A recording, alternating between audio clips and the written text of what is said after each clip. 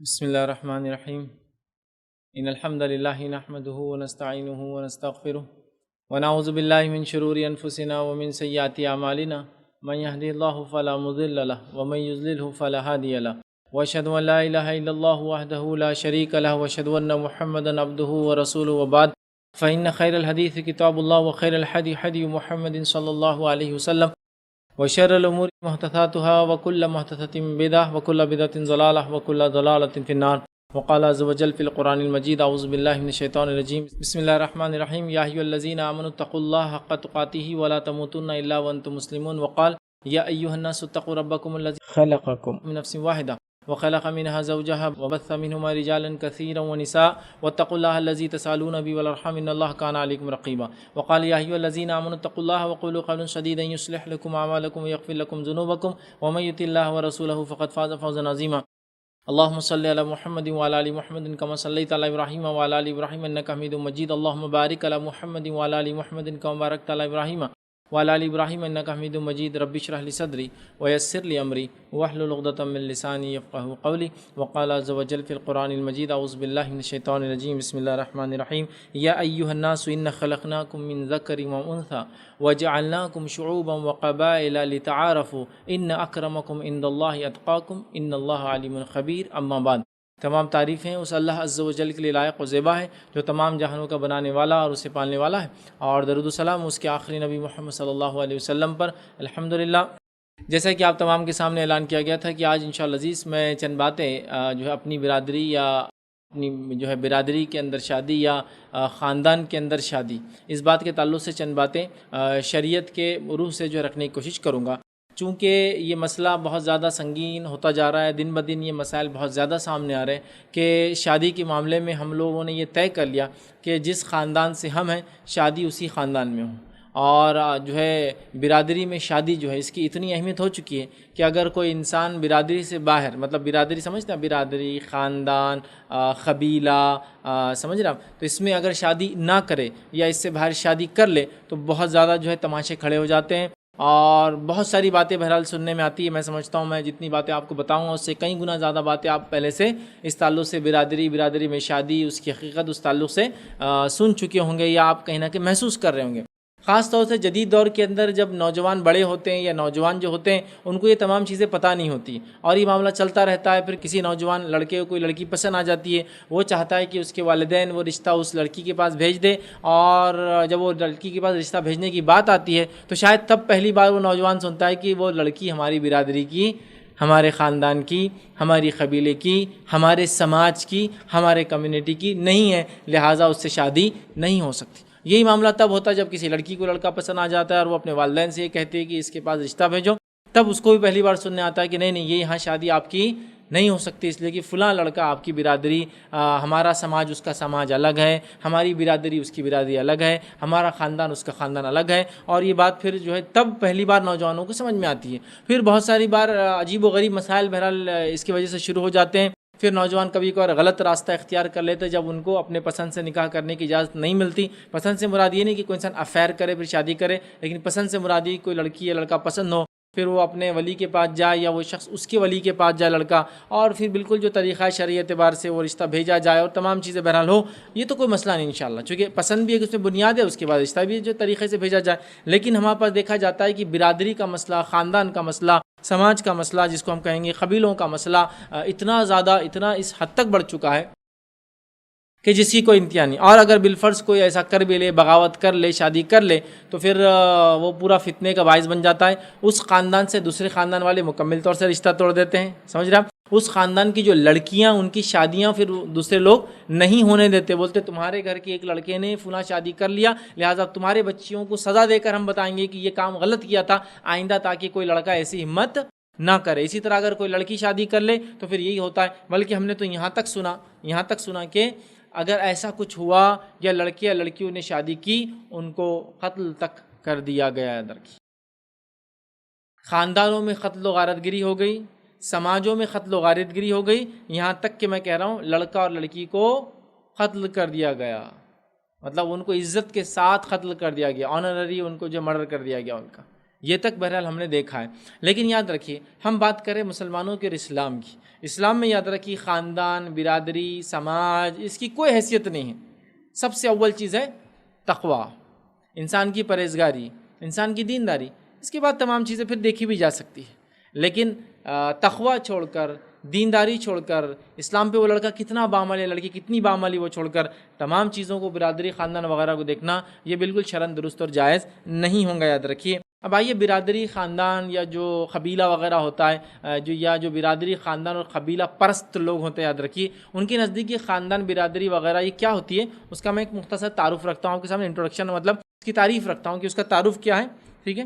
تو اس کی تعریف اس طرح سے یاد رکھیے کہ انسانیت کو بالعموم نظر انداز کر کے، ان جنرل ہیومینٹی کو نظر انداز کر کے، اپنے گروپ یا تاکہ اپنے ارد گرد ایک چھوٹا سا دائرہ کھینچ لینا، جس کے اندر پیدا ہونے والا اپنا انسان، جس کے باہر پیدا ہونے والا پرایا یا غیر قرار پاتا ہے، اور یہ دائرہ کسی عقلی یا اخلاقی بنیاد پہ نہیں بنایا جاتا، کوئی لاجیکل اور کوئی اس کے پیچھے جو ہے جس کو ہم کہیں گے کوئی اس کے پیچھے جو مورل ویلیوز نہیں ہوتے ہیں، صرف یہ دائرہ منمانے ڈھنگ سے بنا لیا جاتا ہے، اور یہ دائرہ عقلی یا اخلاقی بنیاد پر نہیں بلکہ اتفاقی پیدائش کی بنیاد پر بنایا جاتا ہے، چونکہ وہ انسان جو یہ دائرہ بناتا ہے، ظاہر سی بات ہے جو انسان جس خاندان میں پیدا ہوتا ہے اس کی کوئی چوائس تو ہوتی نہیں ہے، وہ ایک اتفاقی چیز ہے، اور اس پہ دائرہ بہرحال کھینچا جاتا ہے کہ ہماری برادری یہ ہے، ہمارا خاندان یہ، چونکہ ہم اس سے پیدا ہوئے لہٰذا یہ ہماری برادری اور خاندان ہے۔ اور ایسے کئی چھوٹے چھوٹے دائرے آپ کو مختلف ممالک میں، مختلف علاقوں میں، مختلف گاؤں میں، مختلف بستیوں، مختلف شہروں میں ملیں گے، اور ہر دائرہ مختلف ہوتا ہے دوسرے سے،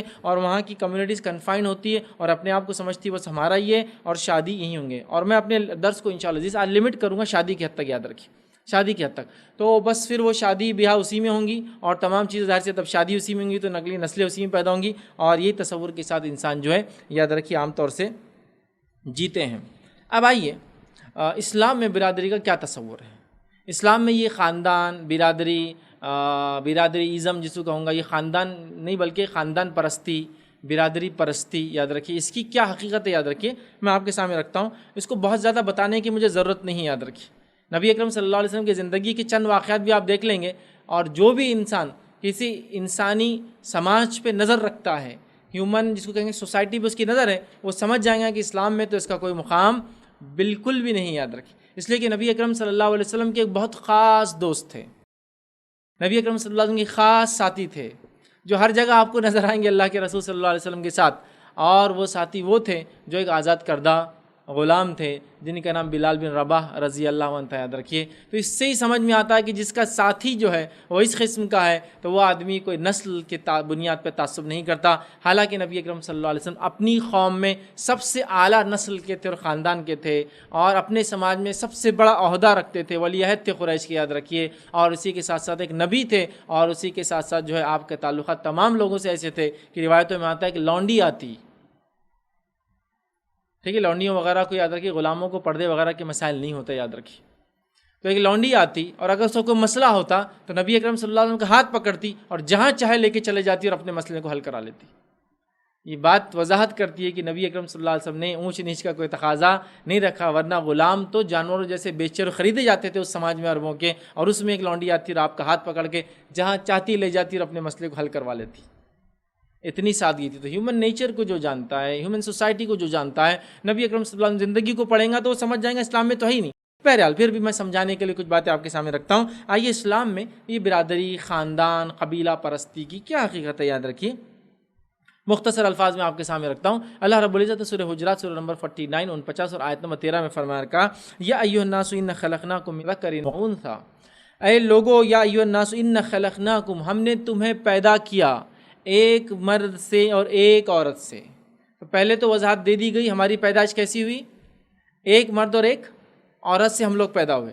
پھر فرمایا اللہ رب العزت نے، وَجَعَلْنَاكُمْ شُعُوبًا وَقَبَائِلَ لِتَعْارَفُوا، اور ہم نے ہی تمہیں کنبوں، قبیلوں اور خاندان میں بانٹ دیا، کیوں؟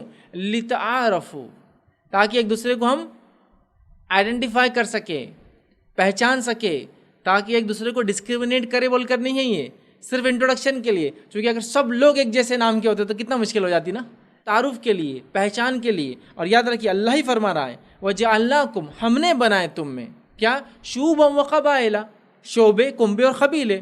اللہ نہیں بنائے، بات واضح ہو گئی. لتعارفوا، پھر اللہ نے بول دیا کیوں بنایا، اللہ نے بیان کر دیا کیوں بنایا. اس لیے کہ عربی زبان کے اعتبار سے اگر اس لفظ کو دیکھیں تو یہ جو لام جو الفاظ لتعارفوا، تو یہ لام کو جو ہے، یہ لام جو ہوتا ہے اس کو یاد رکھیے، لام اس کو لام علت بولتے ہیں.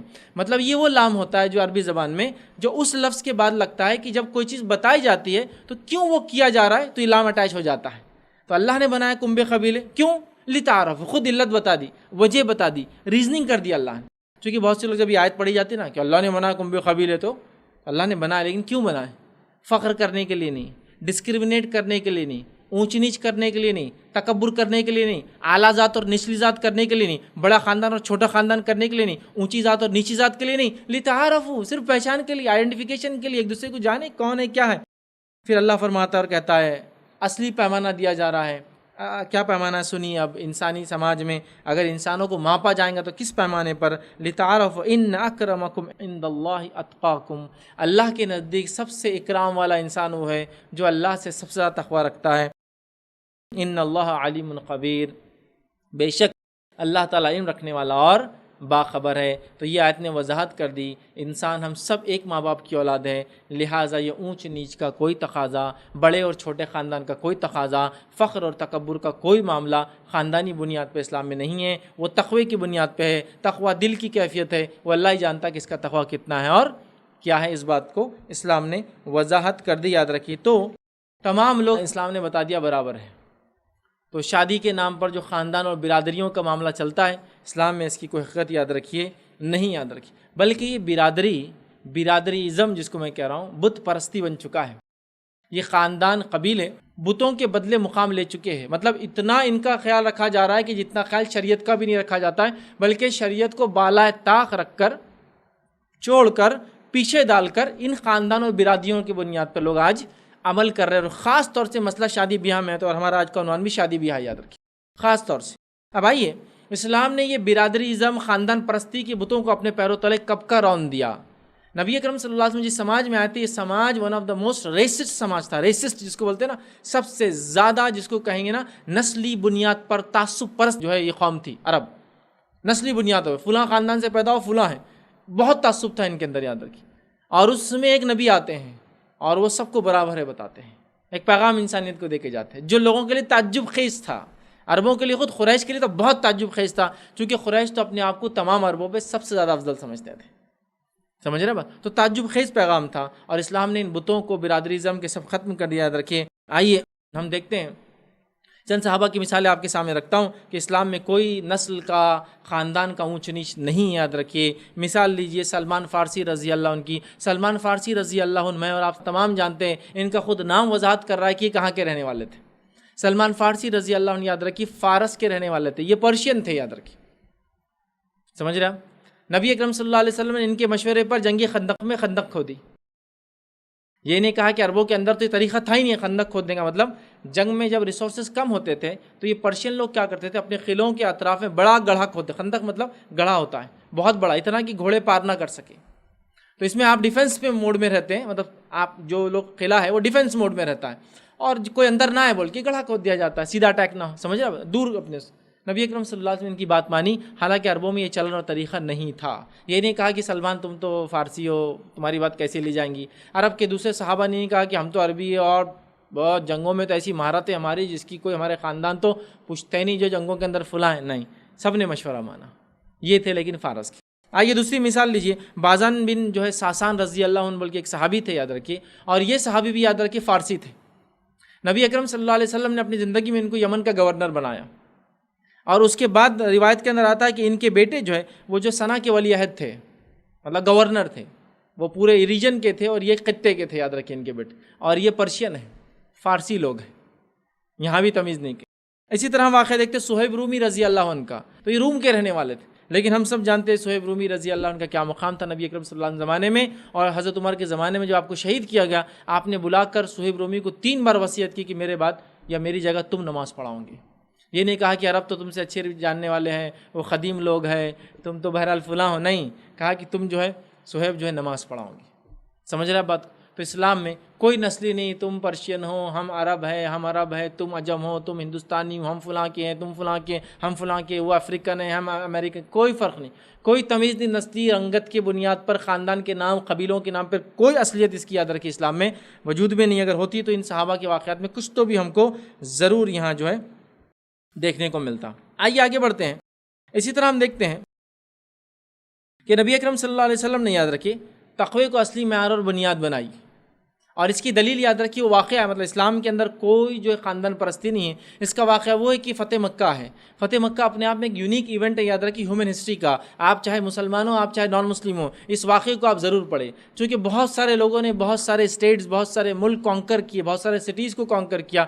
جب انہوں نے کانکر کیا اس شہر کو یا اس پر قبضہ کیا، ان کے اس فتح کا جشن یا اس میں انہوں نے کیا کیا، آپ تاریخ پڑھیں گے تو تاریخ خون ریز ہوتی ہے، یاد رکھیے۔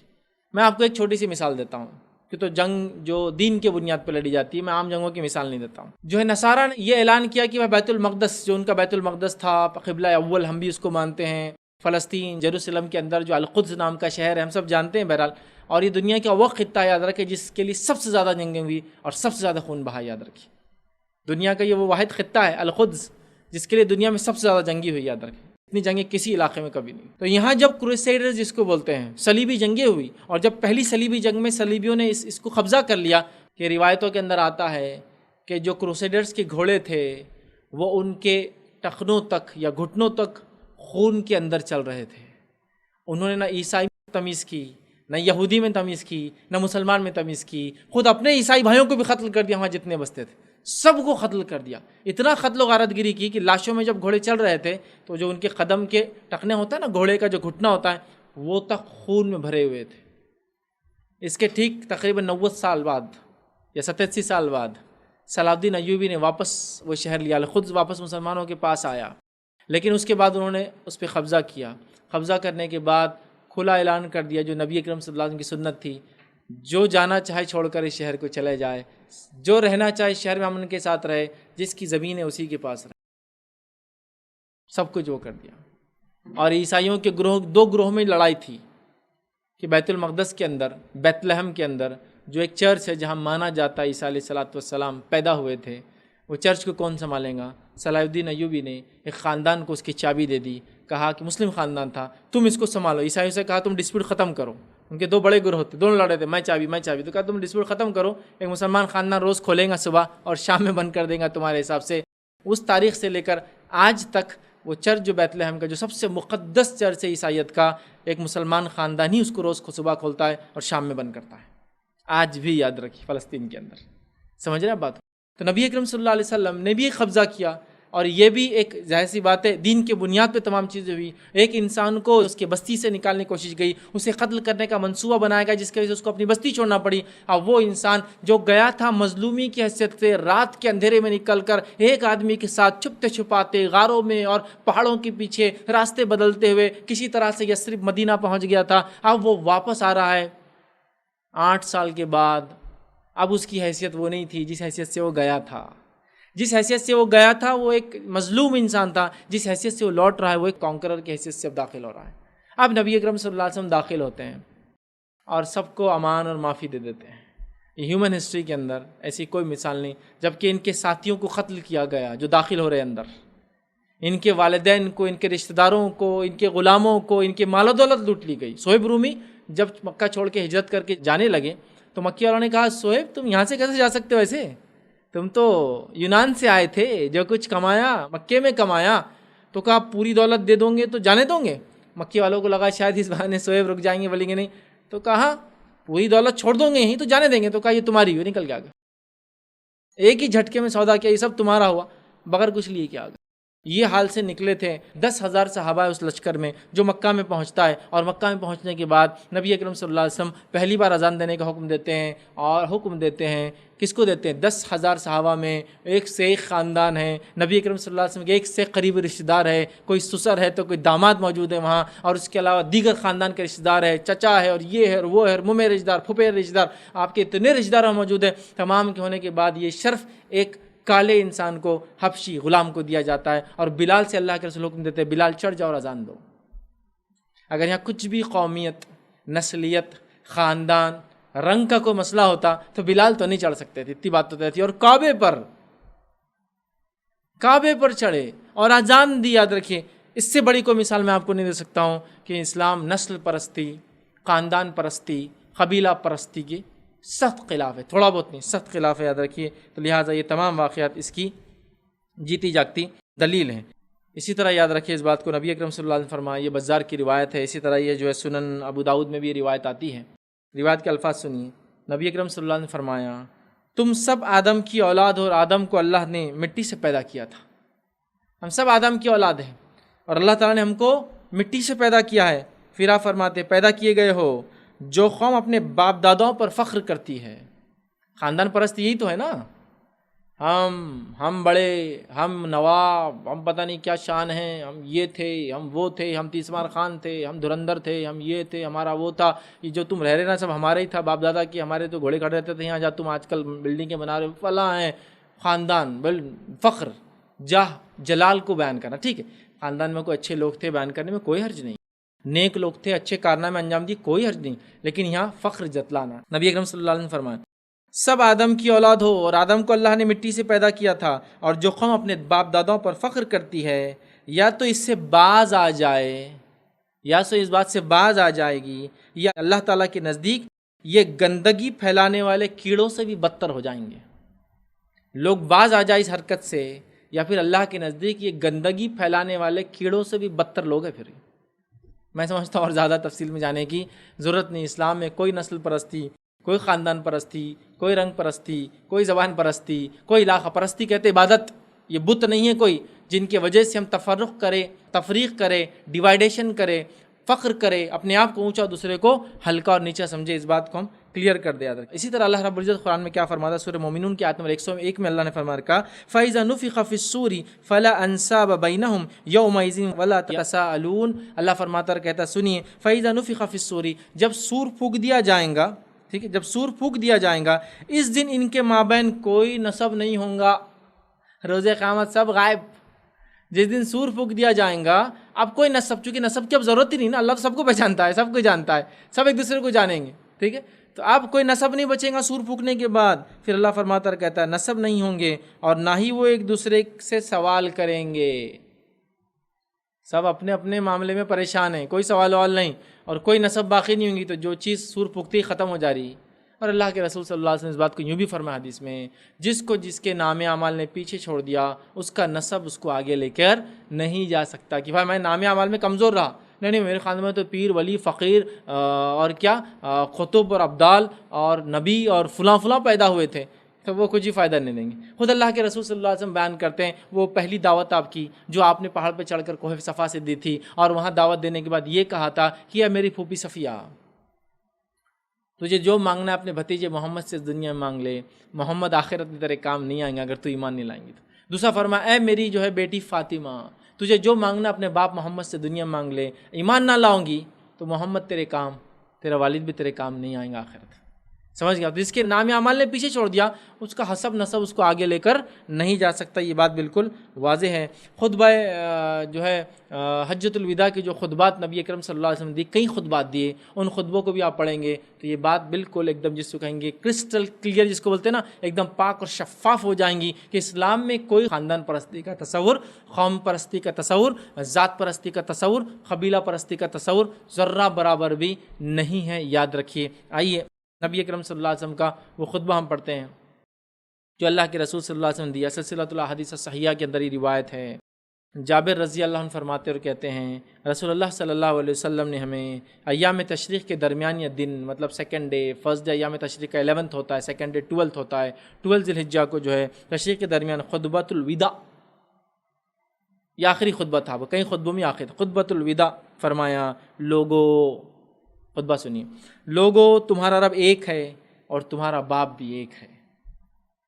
کس چیز کی تمیز کرتے ہو؟ کس چیز کی بنیاد پہ ڈسکرمنیشن کرتے ہو، تفرق کرتے ہو، اونچ نیچ کی بات کرتے ہو؟ تم ایک رب نے پیدا کیا اور تم ایک باپ کی اولاد ہو. کوئی بھی دنیا کا انسان یہ نہیں بولتا کہ بنانے والے دو ہیں، سب بولتے ایک ہے. تو جب وہ ایک ہے بنانے والا تو وہ کیسے اونچ نیچ کر سکتا ہے انسانوں؟ میں نہیں سمجھ پاتا ہوں. تو اللہ کے رسول فرما رہے ہیں لوگو تمہارا رب ایک ہے، بنانے والا ایک ہے اور تمہارا باپ بھی ایک ہے. ایسا نہیں کہ کئی انسانوں کو اللہ نے ایک ساتھ پیدا کیا اور ان سے نسلیں چلی جس کی وجہ سے تم فرق کرو. ایک ہی باپ اور ایک ہی ماں کی میں اور آپ سب اولاد ہیں, سب جتنے بھی انسان دنیا میں. تو لوگوں تمہارا رب ایک ہے, تمہارا باپ بھی ایک ہے. پھر فرمایا آگاہ ہو جاؤ, میری بات کو غور سے سنو. اور یہ خطبے کے تعلق سے میں بھی کہوں گا غور سے سنیں. عبداللہ ابن عباس رضی اللہ عنہما فرماتے یہ خطبے کے تعلق سے یہ اللہ کے رسول صلی اللہ علیہ وسلم کا آخری خطبہ تھا اور یہ قوم کے لیے وصیت کر رہے تھے, چونکہ آپ کا اس کا انتقال ہو گیا. تو یہ قوم کے لیے وصیت تھی, نصیحت تھی. وصیت سمجھتے ہیں نا, بہت امپورٹنٹ ڈاکیومنٹ ہوتا ہے, ول جس کو بولتے ہیں. تو وصیت ہے بھائی, سنیے. آگاہ ہو جاؤ, میری بات غور سے سنو. کسی عرب کو کسی اجمی پر, کسی اجمی کو کسی عربی پر, کسی سرخ رنگ والے کو کسی کالے رنگ والے پر, اور کسی سیاہ رنگ والے کو کالے رنگ والے کسی سرخ رنگ والے پر کوئی فضیلت اور برتری حاصل نہیں مگر تقویٰ. تقوی کی بنیاد پہ تو برتری ہے انسانوں میں, رنگت کی بنیاد پہ نہیں ہے. نہ کسی عرب کو کسی عجم پر, نہ اجمی کو کسی عربی پر, نہ گورے کو کالے پر اور کالے کو گورے پر. یاد رکھیے کسی کو نہیں ہے فضیلت, نہ کسی سرخ رنگ والے کو, جو بہت گورے ہوتے سرخ ہو جاتے لال ہو جاتے. کسی کو کسی فضیلت نہیں سوائے تقوی کے. رنگت کی بنیاد پہ, خاندان کی بنیاد پہ, قبیلوں کی بنیاد پہ کوئی ڈیفرنسیشن ہم نہیں کر سکتے, جائز ہی نہیں. یاد رکھیے مگر تقوی کے ساتھ. جیسا کہ ارشاد باری تعالیٰ ہے, اللہ کے رسول نے پھر وہ آیت پڑھی جو آیت شروع میں نے سورہ حجرات کی آیت نمبر 13 پڑھی, اس کا حصہ پڑھا اور فرمایا اللہ تعالیٰ کے ہاں تم میں وہ شخص سب سے زیادہ جو ہے معزز ہے جو سب سے زیادہ پرہیزگار ہو. تم میں اللہ کے سب سے معزز ہو جو سب سے زیادہ پرہیزگار ہو. ٹھیک ہے. پھر فرمایا خبردار, کیا میں نے یہ پیغام تم تک پہنچا دیا؟ خبردار ہو جاؤ, کیا میں نے یہ پیغام تم تک پہنچا دیا؟ ٹھیک ہے. انہوں نے کہا اے اللہ کے رسول صلی اللہ علیہ وسلم کیوں نہیں. پھر فرمایا حاضر لوگ غائب تک اس بات کو پہنچا دے, جو موجود ہے جو موجود نہیں ان تک اس بات کو پہنچا دے. تو آخری خطبہ کیا ہے ذرا غور کیجیے آپ. ایکوالٹی آف ہیومینٹی, انسانیت کی مساوت کی بات ہے. اسلام نے جو ایکوالٹی دی ہیومینٹی کو, نہ مساوت دنیا میں کہیں نہیں ملیں گے آپ. یہ چیلنج ہے, یاد رکھیے. لوگ کتنے پریٹینڈ کرے, اظہار کرے کہ نہیں ہم میں کچھ نہیں ہے. سمجھ رہے آپ. ایک واقعہ صرف چھوٹا سناتا ہوں. ہسٹری کے اندر, بہت زیادہ پرانی ہسٹری نہیں ہے لیکن آپ پڑھ سکتے ہیں. ہندوستان کا ایک تمل ناڈو کا ایک گاؤں تھا, مشہور واقعہ یہ 1981-80 کا, آپ پڑھ سکتے ہیں, بہت چھوٹے تھے جب. تب کا ایک واقعہ ہے. تمل ناڈو کا ایک پورا گاؤں اسلام قبول کر چکا تھا, پورا کمپلیٹ گاؤں اسلام میں داخل ہو گیا. سمجھے آپ. یہ چیز نے ہم کو سب سے زیادہ اپیل کی اسلام کی, ایکوالٹی, مساوات. یاد رکھیے. آپ کو پتہ ہے ساؤتھ انڈیا میں صحابہ آئے, یاد رکھیے, بہت صحابہ آئے, یاد رکھیے. کئی صحابہ کی خبریں موجود ہیں. اور ظاہر سی بات صحابہ بڑے غیرت مند لوگ تھے اور دین کے مقصد ان کا ہر طرف تھا. یاد رکھیے کئی صحابہ کی خبریں آپ کو ساؤتھ انڈیا میں ملیں گی بہرحال. ٹھیک. تو صحابہ بہرحال ہندوستان آئے اور تاریخی حوالے بھی ملتے ہیں اور روایت اور کلچرل بھی آپ اس بات کو دیکھ سکتے ہیں. ہندوستان میں ایک طریقہ تھا, چھوٹی قوم, جو لوگ ذاتوں کو چھوٹا سمجھتے ہیں. انسان ہمارے نزدیک, اسلام کے نزدیک تو ہی نہیں, مسلمانوں کے نزدیک بھی نہیں ہے, اسلام اس کو مانتا بھی نہیں ہے, اور یہ ہیومن لیول پر بھی, لاجیکلی بھی, ریشنلی بھی سب غلط ہے. بہرحال تو چھوٹی ذات کی جو عورتیں ہوتی تھیں وہ صرف نیچے کا کپڑا پہن سکتی تھی, اوپر کپڑا پہننے کی ان کو اجازت نہیں تھی. آج بھی آپ دیکھ سکتے ہیں کچھ سماج کی عورتوں کو جو اوپر کپڑا نہیں پہن سکتی, جس کو ہندوستانی زبان میں ساڑی کے ساتھ بلاؤز بولتے ہیں. تو صحابہ وغیرہ جب آئے, انہوں نے دیکھا کہ انسانوں کے ساتھ ایسی تفریق, تو ان کو جو ہے تحفتاً کپڑے وغیرہ بانٹنا شروع کیے تاکہ وہ پہنے. ان کو بڑا تعجب لگنے لگا, کیسے عجیب لوگ ہیں, ہم کو برابر کر دے رہے سب لوگوں کی. سمجھ رہے. اسلام کی مساوات, اس کی تعلیمات ہی الگ ہے, بہت الگ ہے. بلکہ میں آپ کو بتا سکتا ہوں, اب چونکہ بات ہو رہی ہے تاریخی حوالے دیکھیے آپ, ایکوالٹی کی بات کرتے ہیں لوگ اسلام پہ الزام لگاتے ہیں. تاریخی حوالے دیکھیے, جب انگریز ہندوستان آئے, کہیں انہوں نے رسومات کو ختم کیا, جس میں ایک رسوم تھی جو ساؤتھ انڈیا میں خاص طور سے چلتی تھی. ہر عورت کو اس کے سینے کے وزن کے برابر ٹیکس ادا کرنا پڑتا تھا. وہ ایک عورت نے آواز اٹھائی تھی اس کے خلاف انگریزوں کے دور میں, جس نے اپنے دونوں سینے کاٹ کے ہی ڈال دیے وزن میں, کہا اب کیا کرنا ہے کر لو. اس کے بعد ایک پورا موومنٹ چھڑا اور پھر مکمل طور سے انگریزوں نے اس رسم کو بند کیا. چونکہ وہ چھوٹی ذات کے لوگ تھے لہٰذا ان کے ساتھ یہ سلوک کیا جاتا تھا. میں اس کو تاریخی حوالوں سے بات کر رہا ہوں. یہ ساری چیزیں, یہ ہوائی بات نہیں, میری قصے کہانیوں والی. دیکھ لیں آپ, ویکیپیڈیا اٹھا لے, پورا آپ کو مل جائے گا. تو لوگوں کو بڑا ظلم سہنا پڑا بھائی آزادی لینے کے لیے اور مساوات کے لیے. اسلام تو فری بانٹتا ہے, لیتے جاؤ, یہ تمہارا پیدائشی حق ہے. عمر ابن خطاب رضی اللہ عنہ جو کہ دوسرے خلیفہ تھے، اور مائیکل ایچ ہارٹ اپنی کتاب میں ان کو 51 رینک دیتا ہے انسانوں کے اندر 100 انسان آدم علیہ السلام سے لے کر مائیکل ایچ ہارٹ نے جب وہ کتاب لکھی تھی 100 تب تک وہ کہتا ہے انسانیت میں موسٹ انفلوئنشل 100% اس میں 51 رینک دیتا ہے، وہ ہے عمر ابن خطاب رضی اللہ عنہ۔ تو ان کے بارے میں ایک واقعہ آتا ہے، وہ لوگوں سے کہا کرتے تھے جب لوگ لوگوں پہ ظلم کرتے تھے کہ تم نے لوگوں کو کب سے غلام بنانا شروع کر دیا جبکہ ان کی ماؤں نے انہیں آزاد پیدا کیا تھا۔ جب ظلم ہوتا تھا وہ کہتے تھے کہ جب کب سے تم نے لوگوں کو غلام بنانا شروع کر دیا جبکہ ان کی ماؤں نے انہیں آزاد پیدا کیا تھا۔ انسان آزاد پیدا ہوتے ہیں، وہ آزاد زندگی جیتے ہیں اور وہ آزادی مرتے ہیں، یاد رکھیے۔ کوئی سماج، کوئی قبیلہ، کوئی خاندان، کوئی ریس ان کو چھوٹا نہیں کر سکتی، ان کو ختم نہیں کر سکتی۔ بہرحال اسلام کی یہی تعلیمات ہیں۔ نبی اکرم صلی اللہ علیہ وسلم صحیح مسلم کی روایت نے فرمایا، خطبہ حجۃ الوداع کی خطبوں میں سے خطبہ ہے، اے لوگو، دور جہالت کی تمام رسومات کو میں اپنے پیروں تلے رونتا ہوں، تمام رسومات کو دور جہالت کی میں پیروں تلے رونتا ہوں، یہ اونچ نیچ، ذات پات، بڑا چھوٹا، چھوت اچھوت سب ختم کرتا ہوں۔ اور آپ نے کر کے بہرحال دکھایا۔ اب آئیے اپنے مسئلے کی طرف۔ ہمارا مسئلہ خاندان برادری اور شادی تھا، چھوٹا سا ایک تمہید میں نے باندھ دی۔ اب خاندان برادری والی شادی، یہ مسئلہ جنرلی تب آتا ہے جب ینگ جنریشن، جو آج کل کی جنریشن ہے، وہ لوگ اپنی چوائسز، اپنی مرضی سے نکاح کرنا چاہتے ہیں، جب اپنے خاندان وغیرہ سے وہ جا کر ادباً گزارش کرتے جو کرنا چاہیے، جو ایک طریقہ ہے، پورا سسٹم ہے، وہ جا کے بولتے فلاں کرنا، تو بولتے نہیں وہ ہمارے خاندان سے نہیں ہے، ان کا خاندان ہلکا ہے، ان کا کیا چھوٹے گھرانے کے ہے، فلاں ہے۔ اللہ رحم کرے، میں مسلمانوں کی بات کر رہا ہوں، ایسی چیزوں پہ تفرق کیا نا جس کو انتہا نہیں۔ چلو ایک آدمی ایک سبزی بیچتا ہے تو اس کو ایک سرنیم دے دیا گیا، ٹھیک ہے کوئی بات نہیں، سبزی بیچتا ہے ایک سرنیم دے دیا گیا، میں نام وغیرہ نہیں لیتا ہوں جنرلی، بہرحال ٹھیک نہیں دکھتا ہے بول کے دے دیا گیا۔ اب میں ایک جگہ گیا، ان کے بیٹے تھے، ان کو رشتہ نہیں مل رہا تھا، تو میں نے جا کے کہا کہ دیکھیے اب آپ چاہ رہے آپ کی خاندان کی، تو فلاں آپ کے خاندان کے بڑے نیک متقی پرہیزگار لوگ ہیں، کر لو نا۔ تو نہیں بولے وہ سبزی بیچنے والوں میں وہ پتے بیچنے والے ہیں، بولے وہ ارے بولے یہ کیا ہے، نہیں بولے سبزی بیچنے والوں میں بھی ہلکی ذات ہے، بولے ان کی وہ پتے بیچنے والے ہیں، بولے۔ اب میں کیا بولوں آپ کو، زمین نکل گئی، ایسا بھی رہتا ہے کہ ہاں بولے پتے بیچنے والے الگ، کاندے بیچنے والے الگ۔ پتے بولے تو اس میں سمجھو جو پتے بیچتے، پان بیچ رہا، اور کیا پتے آتے ہیں نا جو سبزیوں میں پتے بیچتے، تو بولے وہ پیاز بیچنے والے سب سے اونچے رہتے بولے ہم میں نے کہا ابھی کی ریٹ کے حساب سے کر رہے کہتا ہے پیاز کے ریٹ اچھے چل رہے تو نہیں بولے پہلے سے بولے، میں کہا یہ نہیں پتا تھا، بولے ہاں ایسی ہے، مطلب اندر بھی اور اندر ہے، سوراخ کے اندر سوراخ، مطلب یہ سوراخ تو بہت گہرا ہے، وہ ہوتا ہے نا خرگوش یا چوہا سوراخ بناتا تھا، آپ ایک طرف ایک حد تک بند کرتے اس کے نیچے بھی، ارے یہ تو مسئلہ ہی ہے، اور ایک طرف سوراخ بن کر دوسری طرف سے نکل کے آ جاتا، یہ الگ مسئلہ ہے۔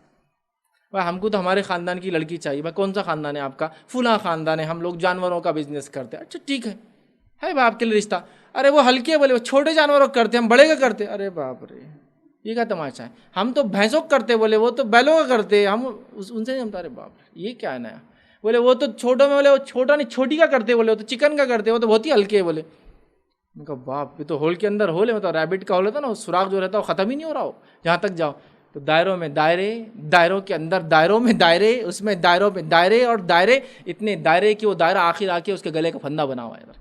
بچیوں کی شادی نہیں ہو رہی یا بچے بھاگ کے شادی کر لے رہے، دونوں میں سے کوئی آپشن ہی نہیں نکل۔ تو بہرحال اتنے دائرے ہم نے بنا دیے، میں نے خالی 2 مثالیں دی، بہرحال بات کو سمجھنے کو برا نہ مانے میری بات کو، لیکن ہاں سمجھنے کے لیے اپنے آپ کو ضرور جھنجھوڑے، یہ کیا ہے، یہ کیا ہے، آپ سمجھ رہے ہیں؟ اچھا بڑی مطلب مسلمانوں نے جو اونچی نیچی ذات بنا لی، بڑی ذات بھی بنا لی نا، سید لوگ ہیں۔ ایک مرتبہ تعارف جی سر نیم ہوتا ہے ہر کسی کا، ویسے سید نام ہے، سر نیم سید ہے، کون سے سید، باپ یہ نہیں معلوم اپنے کو، یہ پہلی بار سنے، بولے بہت آتے، بولے سیدوں میں ایک سانپ پالتی گاؤڑی سید بھی رہتے، بولے یہ نہیں معلوم سانپوں سے ان کا کیا تعلق، ارے وہ بولے وہ SC ST میں آتے، بولے والے اچھا یہ نہیں معلوم تھا ہم کو کہ اتنی بری حالت بھی ہوگی لوگوں کی کہ وہاں بھی جائے۔ تو آپ دیکھیے کاسٹ میں کاسٹ، مطلب دنیا کے اندر ایک دنیا، اس کے اندر ایک دنیا، اس میں اپنی ایک دنیا، اس میں اپنی کیا ہے یہ، اللہ نے تم کو پیدا کیا، ایک ماں باپ سے معاملہ ختم ہوگا، کتنی دنیا ہم نے کریٹ کر لی۔ جب انسان اپنے عقل اور اصولوں پہ چیزیں بناتا ہے نا وہ پچھتاتا ہے، یاد رکھیے۔ تو بہرحال اب کیا ہوگا، بس شادی کا معاملہ آ گیا تو تب یہ پول کھلتی ہے، ذات، سماج، برادری، خاندان، فلاں فلاں فلاں فلاں فلاں، اور مسلمانوں نے اس بنیاد پہ تو کتنا بانٹا، ایریے بانٹ لیے، نام بانٹ لیے، ہال بانٹ لیے، ہے نہیں ہے، وہ فلاں ہال ان کا ہے، وہاں شادی اپن نہیں کرتے، اللہ اللہ اللہ اللہ، فلاں سے شادی کرو تیرا خون بھی ہلکا ہو گیا، تیرے بچے کالے پیدا ہوں گے، اب ہاں بولا جا رہا ہے اب ستارے تیرے بھاری ہونا شروع ہو گئے، یہاں سے فلاں کر لیا یہ ہوں گا۔ لڑائی ہوں گی، جھگڑے ہوں گے، یہاں تک کہ قتل بھی ہوتے. آئے کہ واقعہ سنا ہوتا ہے. ایک صاحب نے کال کیا، وہ ایک ذات سے تعلق رکھتے تھے، ایک سماج سے تعلق رکھتے تھے. مجھے کال کر کے کہا کہ بڑا مسئلہ ہے اور ہمارے پاس شادی نہیں ہونے دیتے. میں نے اور اتنا مشکل ہے بولے کہ وہ ہم کو ہماری کمیونٹی میں شادی کرنا پڑتی ہے، ہماری برادری میں، ہمارے قبیلے میں، نہیں تو وہ ایسا ہو جاتا، یہ ہو جاتا، وہ قتل کر دیتے بولے سیدھا.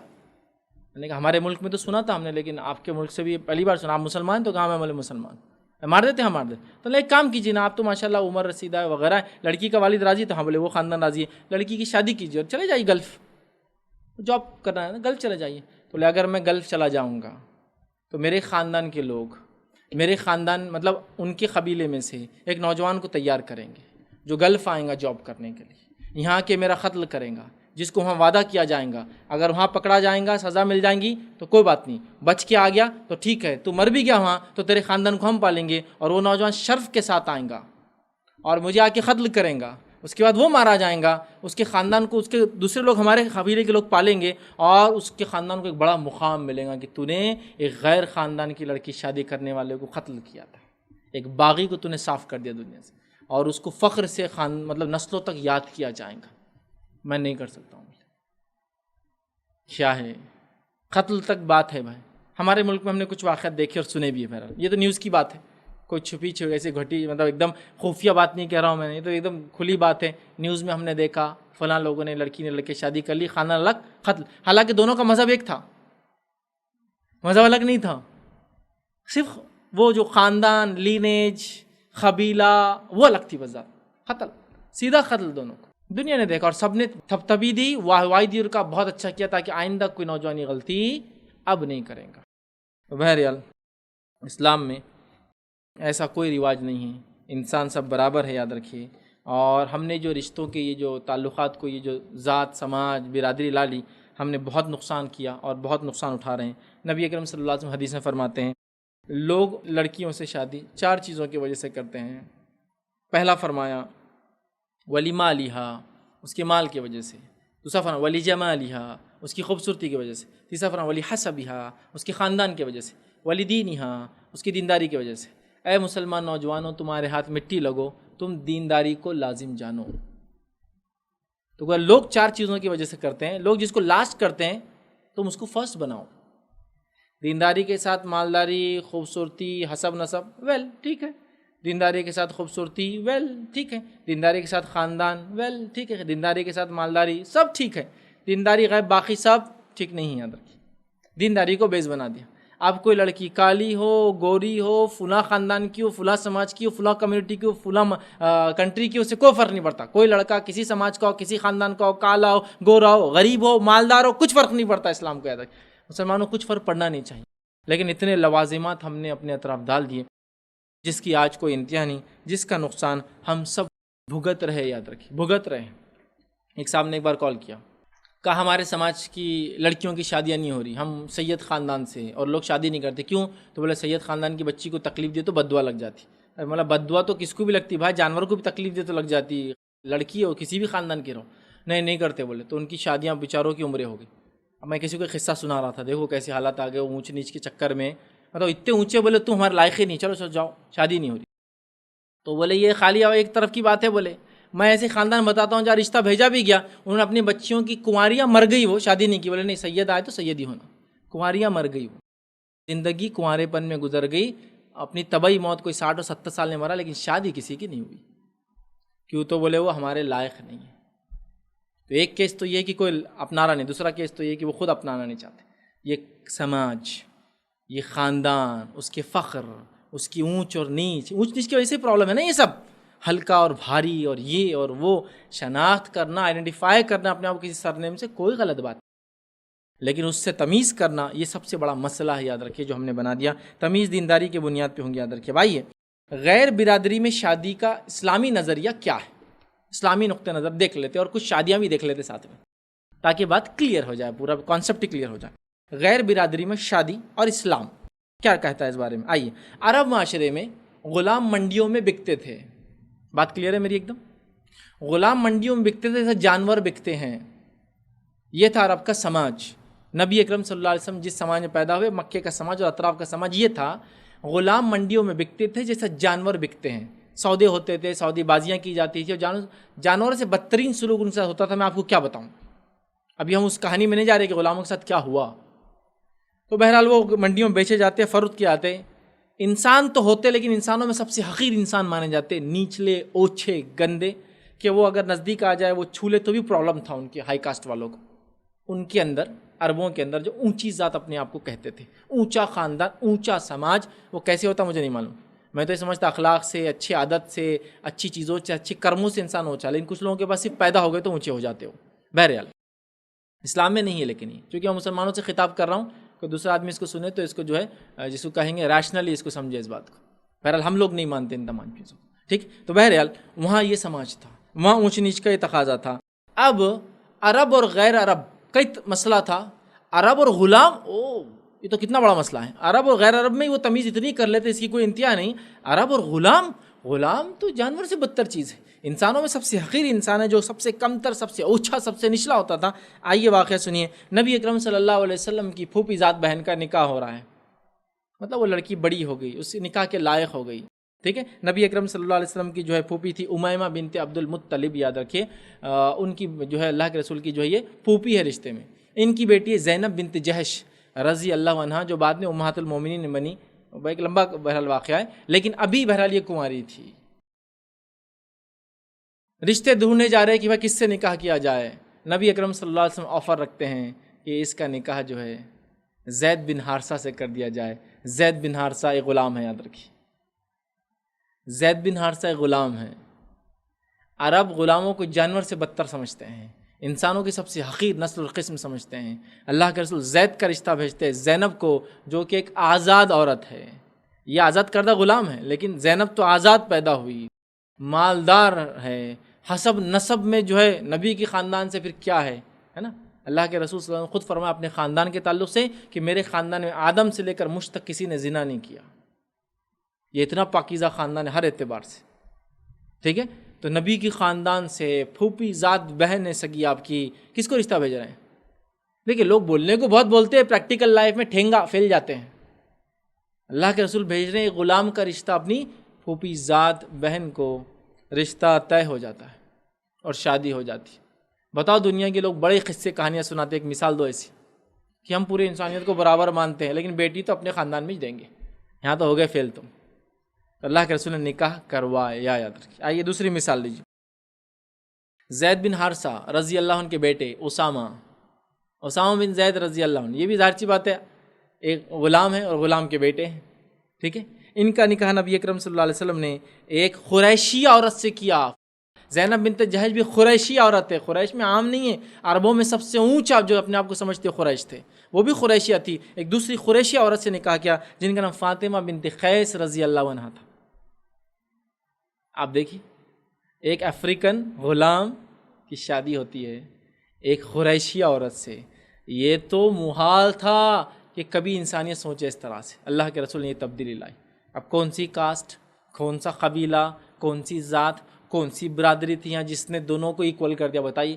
سوائے تقوی کے، سوائے تقوی کے یہاں اور دوسرا کچھ بھی نہیں تھا. تقوی کی بنیاد پہ یہ نکاح ہوا، یاد رکھیے. اس کے علاوہ ان کے پاس کوئی بنیادیں نہیں تھی. تیسرا واقعہ لیجیے. جلیبیب رضی اللہ عنہ کا ایک صحابی ہے، افریقی ہے، کالے تھے، موٹے موٹے ہوٹ والے تھے، روایتوں میں آتا ہے، ٹھیک ہے. آزاد کردہ، بہرحال بعد میں آزاد کر دیے گئے تھے. اب یہ جو ہے نکاح کی خواہش رکھتے ہیں. نبی اکرم صلی اللہ علیہ وسلم کی ان سے بڑی محبت تھی. روایتوں میں آتا ہے کہ اللہ کے رسول منڈی میں جاتے اور یہ منڈی میں آیا کرتے کبھی تجارت کے لیے. تو نبی اکرم صلی اللہ علیہ وسلم کی روایت میں آتا پیچھے جا کے ان کو ایک بار آنکھ پکڑ لی ان کی دونوں ہاتھ سے. اب وہ پریشان ہو رہے، اللہ کے رسول چھوڑ بھی نہیں رہے، کون ہے پہچانو کون ہے. کسی نے چلنے والے نے کہہ دیا کہ محمد ہے. تو ان کو بڑی خوشی ہوئی کہ اللہ کے رسول مجھے پکڑا. تو وہ اپنے آپ کا وزن ڈال کے اللہ کے رسول کے اوپر گر گئے. تو اللہ کے رسول ان کو پیچھے سے پکڑ لیا. آپ دیکھیے غلاموں کے ساتھ سلوک دیکھیے. اب یہ سلوک ہی بتاتا ہے کوئی کاسٹ سسٹم، کوئی اونچ نیچ نہیں. پھر پوچھتے جلیبی سے، جلیب کیسی چل رہی ہے، کیا چل رہی ہے، شادی ہوئی نہیں ہوئی؟ جانتے ہیں کہ نوجوانوں سے کیا مسئلہ پوچھنا چاہیے، شادی کے لیے پریشان ہوتے ہیں. شادی ہوئی نہیں ہوئی؟ تو کہا مجھے کون لڑکی دیں گا، آپ میری حالت دیکھیے. تو ٹھیک ہے میں خط لکھ دیتا ہوں تمہارے لیے. ایک خط لکھا کہ اللہ کے رسول کی طرف سے فلاں گھر جاؤ اور وہاں دے دو. یہ پہنچے خوشی خوشی کہ اب شادی کا ہو رہا، کچھ نہ کچھ اچھا ہی ہے. چلے گئے، جا کے خط دے دیا. قریش کے دو لوگ جن کے گھر میں خط بھیجا گیا، باپ نے خط پڑھا، بیوی سے کہا، مطلب بیگم سے، مطلب باپ بولے لڑکی کا باپ، لڑکی کی ماں سے، خط دیکھ لو ایک آیا ہے، نبی اکرم صلی اللہ علیہ وسلم کا ہے، جو لبیب کے لیے ہے، ہماری لڑکی کے لیے بھیجا گیا ہے۔ بیگم نے دیکھا، دیکھ کر کہا کہ اللہ کے رسول نے کیا سوچ کر یہ رشتہ بھیجا؟ لیکن کہا بھیجا، تو کہا بیٹی کو بتا دو، پوچھ لو اس سے بھی، اب اللہ کے رسول صلی اللہ علیہ وسلم کی بات ہے۔ باپ گئے بیٹی کے پاس، کہا اللہ کے رسول صلی اللہ علیہ وسلم نے خط لکھا میرے نام، تمہارے لیے ایک رشتہ بھیجا ہے، دیکھو تم کو پسند ہے تو۔ بیٹی جواب دیتی، کیا اللہ کے رسول صلی اللہ علیہ وسلم نے خط لکھا ہے؟ تو کہا ہاں اللہ کے رسول صلی اللہ علیہ وسلم نے خط لکھا، آپ کو پسند ہے، مطلب آپ اجازت دیتے، چونکہ ولی کی اجازت ضروری ہے، آپ راضی ہے؟ تو میں راضی ہوں۔ تو کہا مجھے کرنا ہے، پھر مجھے کوئی سیکنڈ تھاٹ نہیں۔ کہا ٹھیک، نکاح کر دیا گیا، شادی ہو گئی۔ اب یہ عورت کیسی تھی اپنی ذات سے دیکھیے آپ، اس کا مقام کیا تھا روایتوں میں آتا ہے، وہ کیسے آتا ہے بات کا واقعہ آپ کو بتا دیں گے۔ ہوا چند ہی ماہ گزرے تھے، اعلان ہوا جنگ کا، جلیبیب جنگ میں شامل ہوئے اور مارے گئے، قتل ہو گئے، مطلب شہید ہو گئے۔ شہید ہو گئے تو صحابہ میں طریقہ یہ تھا، بیوہ عدت گزاریں گی، رشتے آنا شروع ہو جاتے تھے۔ ایک صحابی فرماتے ہیں کہ جلیبیب کی بیوہ کو جتنے رشتے آئے، عرب کی عورتوں میں اتنے رشتے کسی بیوہ کو نہیں آئے تھے جتنے جلیبیب کی بیوی کو آئے، مطلب رشتوں کی لائن لگ گئی، جیسی ان کی عدت ختم ہوئی، سیکنڈ میرج کے لیے لوگ لینے کے لیے لائن لگ گئی، اتنے رشتے کسی بیوہ کو نہیں آئے جتنے جلیبیب کی بیوہ کو آئے تھے۔ ٹھیک، اسی طرح جو ہے ایک واقعہ اس طرح سے آتا ہے کہ ابو حذیفہ بن عتبہ رضی اللہ عنہ جو تھے، جو ایک بدری صحابی تھے، یہ بدری صحابی تھے، انہوں نے اپنی بھتیجی جن کا نام ہندہ بنت ولید تھا، یاد رکھیے، اور ابتدائی دور میں ہجرت کرنے والی عورتوں میں سے ایک عورت تھی، ان کا نکاح سالم سے کیا جو کہ انصار کی ایک عورت کے غلام تھے، انصار کی ایک عورت کے غلام تھے، ان سے نکاح کیا اپنی ایک بھتیجی کا جو کہ قریشیہ ہے۔ ایک تو دیکھو مہاجر اور انصار کا فرق، دوسرا آزاد اور غلام کا فرق، تیسرا قریش اور غلام، کیا مطلب اس کا کیا کمپیریزن کریں، اور نیشنلٹی کا ڈفرنس اتنا بڑا، فیل کرتے نہیں کرتے آپ لوگ رنگت کی بنیاد پہ کیسا ڈفرینشیٹ کرتے ہیں ہم، ایک ہی نسل، ایک ہی قومیت، ایک ملک کے رہنے والے، لیکن ڈفرینس کریں گے صرف رنگ کی بنیاد پر۔ ایک ہی قوم، ایک ہی ملک کے رہنے والے، خطوں کے بنیاد پر کتوں کے ایسا لڑتے ہیں لوگ، وہ فلاں کے ہم ہیں تو اونچے ہیں، تم فلاں کے حقیر، نچلے، اچھوت ہے، میں بتا رہا ہوں نا۔ ایک شہر کے دو علاقوں کے لیے لوگ دیکھیں کس طرح سے ایک دوسرے کو اونچی فخر اور تکبر بتاتے ہیں۔ آپ کہاں رہتے ہیں؟ میرے کو شرم آ رہی بولنے کے لیے، میں کہاں رہتا ہوں؟ اچھا سمجھ گیا میں، ادھر اسلم میں نا، مطلب وہ غریب بستی میں، ٹھیک ہے، بولنے کی ضرورت نہیں، میں سمجھ گیا، اس لیے آپ کو شرم آ رہی تھی۔ میں تو فلاں بستی میں رہتا ہوں، فلاں بستی میں تو کہاں آپ دکھتے نہیں وہاں، مطلب فلاں بستی سے لگ کر میرا گھر ہے، چونکہ وہ بستی کی لائٹیں میری طرف تک آتی ہے، اس کی روشنیاں، مطلب میں بھی اب بڑا بن گیا، چل تیری بستی بھی تو وہی ہے، میری بستی کے آخری حصے میں رہتا تو وہ بستی سے قریب، اتنا ڈفرینس ہے، معلوم آپ کو؟ علاقہ، گھر، سماج، ذات، برادری، رنگ، سٹیٹس کے بعد سوچا جائے گا دینداری، تقویٰ، چونکہ ہمارے پاس تو معیار یہ ہے نا، جیسا کہ رشتہ ہوگا لڑکی کا، بھائی یہ دیندار لڑکا، یہ لڑکا بے دین ہے، کیا ہے، نہیں بھائی وہ دیندار بے دین نہیں، وہ مال کون زیادہ کماتا وہ ہم کو دینا ہے، لیکن بہرحال یہ لڑکا نمازی پرہیزگار نہیں، جمعہ تو پڑھتا نا، دیٹس انف۔ آپ کا داماد، میرا داماد 3 ٹائم پڑھتا، روز 3 ٹائم، سبحان اللہ، کیا داماد ملا، 3 ٹائم نماز۔ آپ کا داماد، میرا داماد 5 ٹائم، 5 ٹائم تو فرشتہ مل گیا آپ کو، یہ تو انسان ہی نہیں ہے، آپ کی بچی ہور وور تو نہیں ہے نا، 5 ٹائم داماد نماز پڑھتا، مطلب بہت کامیاب رہے آپ، چونکہ ہم نے تو دوسری بنیادوں پہ شادیاں کرنا ہے، تو اب یہ تو ایکسٹرا چیزیں ہیں جو مل رہی ساتھ میں، تو بہت بڑی بات ہوگی نا۔ عورتوں کا بھی سیم حال ہے، لڑکیوں سے نکاح کس بنیاد پہ کیے جا رہے ہیں؟ میاں بھائی تو باتیں تو ایسی کر رہے جیسی کوئی انتہا نہیں، دینداری، فلاں فلاں، رشتہ دیکھنے گئے تو صرف ان کو خوبصورتی دکھتی، گورا رنگ، بس یہی بیسس ہے صرف نکاح کا ہمارے پاس، لڑکوں کا معیار، اور لڑکی اور لڑکی والوں کا معیار پیسہ، کیونکہ ان کو پرنس آف ڈریمز چاہیے، ایک خوابوں کا شہزادہ آنے والا ہے لڑکیوں کے لیے، اور لڑکوں کے لیے بھائی جتنا سفید چمکے وہ اتنا زیادہ سکسیزفل میرج ہونے والی ہے نا، مطلب وہ لمبی چلیں گی، لانگ ٹرم لائف ہوں گی اس کی، جو بھی بہرحال ہے، لیکن اس کا کلر ڈیفائن کریں گا تمام خوبصورتیوں کو۔ کبھی کبھار خاندان وغیرہ کو بھی لانگ دیا جاتا ہے، اس وجہ سے لوگ بھی وہ بولتا ہے امی جا کے دیکھو ان کا خاندان ہلکا ہے لیکن بچی کو تو بہت بھاری ہے، امی جاتے دیکھتے ہاں ایسی تو خاندان میں نہیں، بیٹا اگر یہ مل جائے نا تو اگلی نسلوں کو سوچنے لگ جاتی ہے میرے بوتا باتی بھی ایسے ہو جائیں گے، لیکن بعد میں جو ہوتا ہے آپ کو تو پتہ ہی ہے، کلر کریکشن صحیح نہیں ہوا تو پھر اگلی نسل بھی ویسی بیٹے پہ آگے پوری کی پوری، پھر کیا کریں گے؟ ہاں ایسے لوگ بہت پلاننگ سے جاتے، سوچ کے نہیں 2 بچے ہوں گے تو ایک تو نکلیں گا اپنے جیسا، اس کے جیسا تو ادھر ہو جائیں گی، بہت بڑی بات ہے، اگلا خاندان اپنا ہوگا، کیا لیتے گوری چمڑی کو لے کر. میں گورے لوگوں کو برا نہیں کہہ رہا ہوں، ان کو بھی اللہ نے بنایا، متقی پرہیزگار ہوتے ہوں، لیکن کالے لوگ بھی کوئی برے نہیں، ان میں بھی بڑے بڑے متقی پرہیزگار گزرے ہیں. تب تو آپ تمیز کر رہے تو مجبور ہیں ہم بولنے کے لیے. سمجھ رہے آپ؟ تو یہ ہمارا معیار ہے. دینداری تو بہرحال غائب ہے. پھر خاندان، برادری، یہ سب کے بعد بہت لمبے لمبے بہرحال قصے بھائی، میں آپ کو کیا کیا بولوں. تو بہرحال انہوں نے اپنا نکاح دیکھیے، ایک غلام سے ان کا جو ہے آزاد کردہ غلام تھے، ان سے جو ہے کروایا تھا. آئیے ایک تیسری اور ایک مثال لیتے شادی کی. خاندان وغیرہ کتنا امپورٹنٹ ہے وہ بھی اس قصے میں پورا پتہ چل جائے گا. یہ بخاری کی روایت ہے.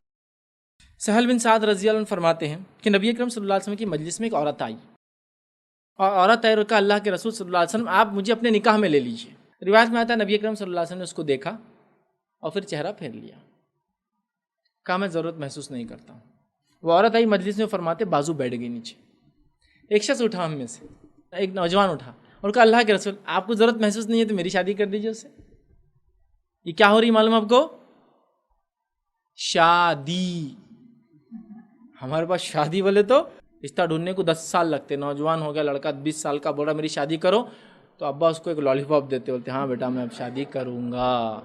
لڑکی تو شادی کا بول ہی نہیں سکتی، چونکہ اس کے لیے تو وہ کفر سے بھی بڑا خطرناک مرض ہے، مطلب وہ کافرہ ہو جاتی بیچاری اگر اس نے شادی کا بول دی. تو لڑکے پھر بھی بول لیتے، ہمت کر لیتے. تو ان کو بہت سننا پڑتی کہ ہمارے دادا نے ہم کو 35 سال تک لٹکا ہے بیٹا، تو ہم کیا بولتے اتنی جلدی شادی 20 سال میں. تو ایک لالی پاپ دے کے 10 سال تو ابھی طے ہونے کو ہوں گے، یہاں شادی ہو رہی ہے، پورا لائف سیشن چل رہا ہے. ایک عورت آئی شادی میں کیا آپ نے کہا بیٹھ گئی. ایک نوجوان اٹھتا ہے کہتا ہے میری شادی کر دو اس سے. نبی اکرم صلی اللہ علیہ وسلم فرماتے ہیں کچھ مہر میں ہو تو دے. تو وہ مہر کے لیے وہ سوچتا میں مہر کے لیے کیا دوں، میرے پاس تو مہر کے لیے کچھ ہے نہیں. کہا گھر جا کچھ دیکھ. لوہے کی انگوٹھی، کچھ نہیں اس نے کہا. تو کہا لوہے کی انگوٹھی تو دیکھ مہر میں، لوہے کی انگوٹھی سمپل. وہ گھر جاتا ہے، آ کر کہتا ہے لوہے کی انگوٹھی بھی نہیں. وہ کہا کیا ہے پھر مہر میں کیا دیں گا اس کو حق مہر میں؟ تو کہا ایزار ہے یہ تیبند جو باندھا ہوا ہوں. اور صحابہ کہتے ہیں اس کے پاس اوپر کا پہننے کو بھی کچھ نہیں تھا، باڈی کھلی تھی، صرف ایزار باندھا ہوا تھا، تیبند جس کو بولتے ہیں. ایزار ہے بس کچھ نہیں. تو کہا اللہ کے رسول ایزار کو آدھا کر دیتا ہوں، وہ مہر میں دے دو اور شادی کر دو میری. تو کہا آدھا اس کو دے دیں گا تو تجھے پورا پورے گا نہیں ہوں، اور اگر آدھا اس کو دیں گا تو اس کو بھی پورا پورے گا نہیں، دونوں کام نہیں آئیں گا، ویسٹ ہو جائیں گا نا. کس کو بھی کام نہیں آئیں گا، آدھا سکسیسفل نہیں ہے اس کو آدھا کرنا. کہا ٹھیک ہے. مایوس ہو گیا، چلے گیا. نبی اکرم صلی اللہ علیہ وسلم تھوڑی دیر بعد کرے وہ نوجوان کہاں ہے جو ابھی شادی کا بول رہا تھا. وہ بیچارہ تو مایوس ہو گیا، کچھ بھی نہیں اس کے پاس، لوہے کی انگوٹھی تک نہیں. چلا گیا. نبی اکرم صلی اللہ علیہ وسلم کہہ رہے اسے بلاؤ اس کو واپس بلاؤ. صحابی دوڑے گئے. سہل بن سعد کہتے ہیں ایک شخص گیا، کہا تم کو بلا رہے نبی اکرم صلی اللہ علیہ وسلم. کہا تجھے کچھ قرآن یاد ہے؟ تو کہا اللہ کے رسول صلی اللہ علیہ وسلم ہاں. کیا یاد ہے؟ تو کہا یہ سورہ وہ سورہ وہ سورہ وہ سورہ وہ سورہ، اتنے سورے یاد. تو کہا یہ سورے سکھائیں گے اس عورت کو بعد میں شادی کے؟ تو کہا اس سوروں کے بدلے میں تیرا اس سے نکاح کر دیتا ہوں کہ تو نکاح کے بعد کرائیں گے. اور یہی حدیث دلیل بنتی کہ مہر کو تھوڑا سا ادھار رکھا جا سکتا ہے، چونکہ سورے بھی سکھائے نہیں تھے، سکھائیں گے شادی کے بعد. تو پتہ چلا مہر کو بعد میں ادا کیا جا سکتا، لیکن چنگم کیسا موت تک کھینچا نہیں جا سکتا. ہمارے پاس تو کتنا کھینچتے اس کو پورا مرنے تک، اور مرنے کے بعد لاتے بیچاری عورت کو، اس کو پہلے کچھ سمجھ رہا نہیں، بیچاری باولی ہوئی، مطلب پریشان حال ہے، اس کے ہوش اڑ گئے کہ اس کا شوہر مر گیا. اس کا ایک دنیا میں ظاہر سی بات ہے اللہ کے بعد سہارا ہوتا ہے، اور اس کو بولتی معاف کر دو معاف کر دو. وہی بولتی ماٹھی ملا دنیا میں تو دیا نہیں، مار گیا جا معاف کر دی تیرے کو، نکل یہاں سے. کیا کریں گے؟ لیکن یاد رکھو مہر معاف نہیں ہوتا. سمجھ رہے؟ بہرحال نکاح ہو گیا. اب چلو یہ نکاح پہ تھوڑا غور کرتے ہیں کیا کیا تھا اس کے اندر. یہ نکاح میں وہ صحابیہ اور یہ صحابی، ان کا خاندان، برادری، سماج، social status, colour, height, health, ہمارے پاس کیا کیا نہیں بھائی. ماموں کیسے تھے، دادا کیسے تھے. رشتہ کرنے سے پہلے 7 خاندانوں کو چیک کرنا پڑتا ہے. بڑے بڈھے بولتے ہیں تو لاؤ اب شجرا 7 خاندانوں کا، 7 خاندان میں ایک نے بھی کوئی ایسی ویسی حرکت کیا تو بچوں کو سزا بھگتنا پڑیں گی اس کا مطلب ہے. کہاں سے لائی فالتو باتیں؟ یہ 7 خاندانوں کا اصول آئے ہی کہاں سے؟ یہ ہوتا ہے لیکن 7 خاندان. ارے بھائی دیکھو اس کے اخلاق، دینداری، میں تو بول رہا ہوں دینداری اخلاق تو بیس ہے. میں ہی نہیں کہہ رہا ہوں بس اٹھے چھوٹے کسی سے بھی شادی کر دو. بیس ہے آپ کے پاس، وہ بیس کو یوز کیا جائے کہ لڑکا ہے اس کی دینداری کے مطابق اس دینداری کی لائق لڑکی لائی جائے، لڑکی ہے اس کے لائق لڑکا لایا جائے. یہ کیا آپ نے ہو گئے؟ لیکن ہمارے پاس جو مسئلہ چل رہا نا، تو اس شادی میں کیا کیا ہوا مجھے بتائیے. یہ شادی کا تو حال یہ کہ اس کے پاس مال نہیں ہے، اس کا کوئی ولی نہیں اس کے پاس، وہ اللہ کے رسول کو اپنا ولی بنا رہی ہے چونکہ وہ نامسلمہ ہے. اس کا حال یہ بیچارے کا کہ یہ بالکل کنگال انسان ہے، کچھ نہیں ہے، ایک تیبند کا کپڑا ہے صرف باندھا ہوا، اس میں سے بھی بولتا آدھا دوں گا مہر میں، کیا اس کے فائدہ ہوگا. بلکہ سہل بن سعد کہتے ہیں کہ ہمیں لگتا ہے، اور جو روایت ہے بخاری کی، شاید وہ جو کپڑا باندھتا تھا وہی کپڑا پہنتا تھا، اوڑھتا بھی تھا، اور رات میں اس کا کچھ نہیں تھا اوڑھنے کو بھی گھر میں، مطلب جو باندھتا تھا رات میں سوتا تھا وہی اوڑھ کے سوتا تھا. اتنا غریب تھا. کوئی ڈسکشن نہیں ہوا کہ اللہ کے رسول کو عورت بول رہی کیا آپ دے رہے غریب کے حوالے میرے کو کر دے رہے، میں تو آپ کے لیے آئی تھی، اس کے پاس تو ایک لوہے کی انگوٹھی نہیں میرے کو دینے کے لیے. کوئی بیس نہیں، مالی کوئی بیس نہیں. لڑکے کا کوئی فارم، سٹیٹس اور کیا اسٹیبلٹی، اکاؤنٹ بیلنس کہ بھائی نوکری ووکری ہے کیا پکی. ہاں پر تو شادی ہوتی تو لڑکے کیا کیا دیکھا جاتا، نوکری. دوسرا گھر خود کا ہے یا کرائے کا ہے، کرائے کا ہے تو کون سے ایریے میں ہے، کتنے سال سے رہ رہے وہاں، اور پورا لایا جا رہا. اگر کرایہ 10-20 ہزار ہے تو پھر ٹھیک ہے، 4-5 ہزار والا تو بیکار ہے. وہ لمبے لمبے معیار اور وہ لمبے لمبے پورے اس کے جو ہوتے ہیں نا پورے کرائٹیریا 1 2 3 4 5. ہاں دینداری کے بیسس پہ دیندار ہم خیال لوگوں کے دوسرے سے نکاح کرنا چاہیے تو بہت ضروری یاد رکھیے. یہ بات بڑی ہے، ورنہ آپ بے دین لوگوں سے نکاح کرتے ہیں، دیندار لڑکی کا، دیندار لڑکے کا نکاح بے دین عورت سے ہوگا تو نسلیں بھی خراب ہوں گی اور اس کا مزاج بھی خراب ہو جائے. یہ تو بالکل ہے. لیکن ہمارے پاس کچھ بھی نہیں ہوا، سمپلی بس ہوا. خاندان کو تو دور دور تک عطا پتہ نہیں جی. ہاں کسی کا بھی خاندان کا تو کوئی ذکر ہی نہیں پورے واقع. شادی ہو گئی اور وہ چلا گیا. کیا بولوں میں آپ کو. ایک اور واقعہ سن لیجیے، پریکٹیکل دیکھنا ہے. سعید بن مسیب رحمۃ اللہ علیہ کبار تابعیوں میں بڑا اونچا مقام، محدث ہے وقت کی، لوگوں کو پڑھاتے ہیں. ایک شاگرد ہے، روز آتا ہے پڑھتا ہے. ایک دن غیر حاضر، 2 دن غیر حاضر. پوچھ لیا اس کلاس سے کہاں ہیں، 2-3 دن سے دکھ رہا نہیں. تو بتایا گیا استاد وہ ان کی بیوی کا انتقال ہو گیا، تو وہ غم سے تھوڑا سا پریشان ہے، اس وجہ سے تھوڑا نہیں آئے. تیسرے دن وہ کلاس میں آ جاتے ہیں. سعید بن مسیب رحمۃ اللہ علیہ فرماتے ہیں اب کیسے رہوں گے اکیلے. ہاں استاد بات تو صحیح ہے، کیسے رہوں گا اکیلا. ٹھیک، میری بیٹی سے نکاح کر لوں گے. کہاں نکاح طے ہو رہا ہے؟ حدیث کی کلاس کے اندر. کون طے کر رہا ہے؟ باپ خود، استاد خود، شاگرد سے جو کہ کنوارا نہیں ہے، میرڈ تھا، بیوی کا انتقال ہو گیا. کہا استاد ٹھیک شادی کرو گے؟ وہ کہتے ہیں تو بالکل خوابوں جیسا ہے. کہا بالکل کروں گا. کہا میں نکاح بھی پڑھا دیتا ہوں. پھر پڑھا دیجیے. کلاس میں نکاح پڑھا دیا. وہ اٹھے گھر چلے گئے. اب وہ کہتے ہیں میں گھر گیا، مغرب کا وقت ہوا تو روٹی کو پانی میں بھگا رہا تھا میں، کڑک روٹی کو کھانے کے لیے کچھ تھا نہیں، تو صبح نفل روزہ رکھ لیا تھا، سوچا رات میں کھا لوں گا جو سوکھی روٹی تھی. اب بھگاتے بیٹھا تھا، دستک ہوئی دروازے پر. میں نے کہا کون؟ تو کہا سعید. میں نے کہا کون سعید؟ تو کہا سعید بن مسیب. تو گھبرا گئے، استاد ہے، اب آدمی کو عادت نہیں ہوتی نا اتنی بڑی شخصیت کو نام کے ہاتھ. دوڑے دوڑے گئے اور دل میں وہ کہنے لگے میں سوچ رہا تھا استاد آئیں گے، میرا گھر دیکھیں گے، میرے پاس تو کھانے کو نہیں، ابھی میں روٹی بھگا رہا ہوں، اور بولیں گے طلاق، میں جا رہا اب لے کے، مطلب میں اس لیے دیکھنے آیا تھا. رو آتے ہیں تو وہ کہتے استاد اندر آئیے. تو وہ کہتے تم کیسے انسان ہو عبداللہ، ارے تمہارا نکاح پڑھایا، نکاح کے بعد اپنے گھر آ گئے تم. مجھے لگا میرے گھر آؤں گے، اپنی بیوی کو لے جاؤں گے. میں اپنی بیٹی کو چھوڑنے آیا تھا. بیٹی سے کہا بیٹی اندر چلے جاؤ. باپ نکل کر چلا گیا. بیٹی اندر چلے گئی. اب بتائیے اس شادی میں کیا نظر آیا آپ کو؟ سعید بن مسیب نے کیا دیکھا اس لڑکے میں، عبداللہ میں کیا خاندانی برابری تھی ان کے اندر، کیا اس میں کنوارا بھی نہیں تھا وہ لڑکا. تو غربت کا یہ حال ہے کہ وہ تو ایک دم خلاش اور مفلس انسان ہے کہ وہ سوکھی روٹی مطلب کھانے کچھ نہیں تو روزہ رکھ کے نفل آتا ہے. سعید بن مسیب جاتے داماد کے گھر میں بھی نہیں جا رہے، کیوں خواہ اس کو برا لگے گا، اچانک کوئی آ گیا. بیٹی کو اندر بھیجے، نکل کے چلے گئے. دینداری اگر ہے تو ان کو پتہ ہے سکسیس ہے یہاں نہیں تو وہاں. دنیا میں ہو سکتا ہے ظاہری کچھ لاسز نظر آئے، غربت کی زندگی جی لے، پریشان حال ہو، ہاں سکسیس اور اچھی نسلیں، اچھی بچے پیدا ہوں گے اس کی وجہ سے، وہ دیندار ہوں گے. او اس کا تو اجر اور ثواب بہت لمبا ہے نا. کوئی خاندان نہیں دیکھا گیا. ایک اور واقعہ آپ سنیے، مبارک نامی شخص کا. میں بار بار سناتا ہوں یہ واقعات، ٹھیک ہے، تاکہ کچھ لوگوں کو انسپریشن ملے.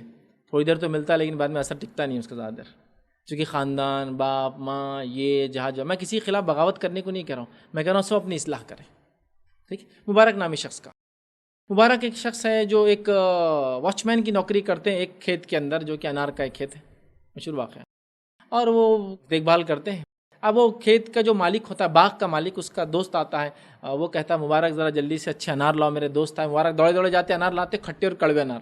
ایک بار ہوتا، 2 بار ہوتا، 3 بار ہوتا تو مالک چڑ جاتا ہر بار غلط انار لا رہے ہو، تم کو پتہ نہیں تم انار کیسے میٹھے ہوتے ہیں. تو کہا جب جاب پہ رکھا تھا تو آپ نے کہا تھا کہ بس دیکھ بھال کرنا انار کی، اور ان کا بیک گراؤنڈ سمجھو اس سے نہیں ہوگا. تو میں نے آج تک نہیں جانا، چونکہ اب ظاہر سی آدمی کھولیں گا کھاتے رہیں گے تو پتہ چلے گا. میں نے آج تک انار کو ہاتھ نہیں لگایا، میرا کام صرف حفاظت کرنا. تو وہ جو دوست آیا تھا نا وہ متاثر ہو گیا، کیا دیانت داری ہے ایک واچ مین کی کہ اس نے انار نہیں کھایا.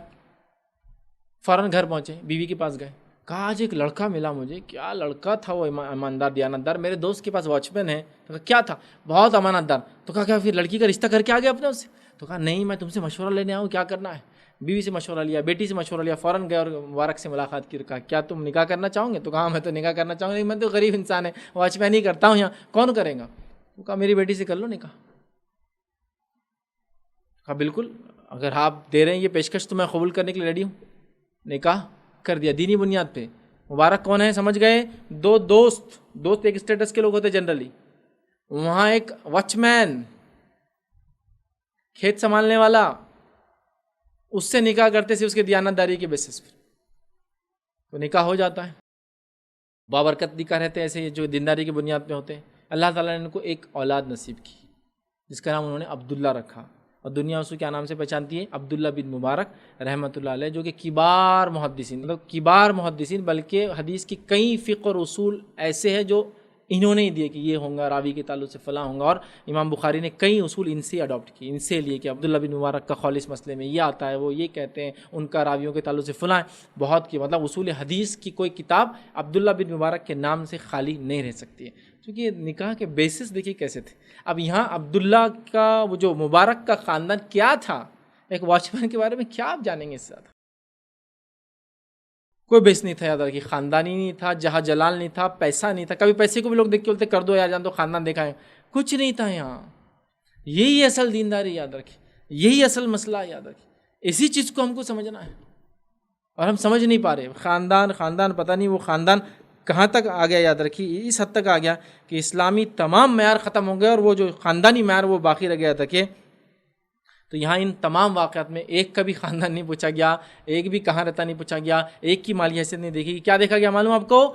دونوں کا دینی معیار کیا تھا. اور امام بخاری نے اپنی بخاری کے اندر ایک باب ہی باندھ دیا شادی کے باب میں. کیا باب باندھا؟ دیکھیے باب کا نام ہے برابری میں دینداری کا بیان. مطلب جو کفو بولتے ہیں ہم، تو انہوں نے لکھا الاکفاء فی الدینی، کہ کفو دین کے معاملے میں. لوگ بولتے ہیں نا وہ کفو کا لحاظ رکھنا، برابری بولتے، کفو مطلب برابری کا. تو برابری کا لحاظ امام بخاری نے باب باندھا، شادی میں برابری کا لحاظ رکھنا. کفو فی الدینی، دین میں برابری کا لحاظ ہے، باقی چیزوں کا نہیں.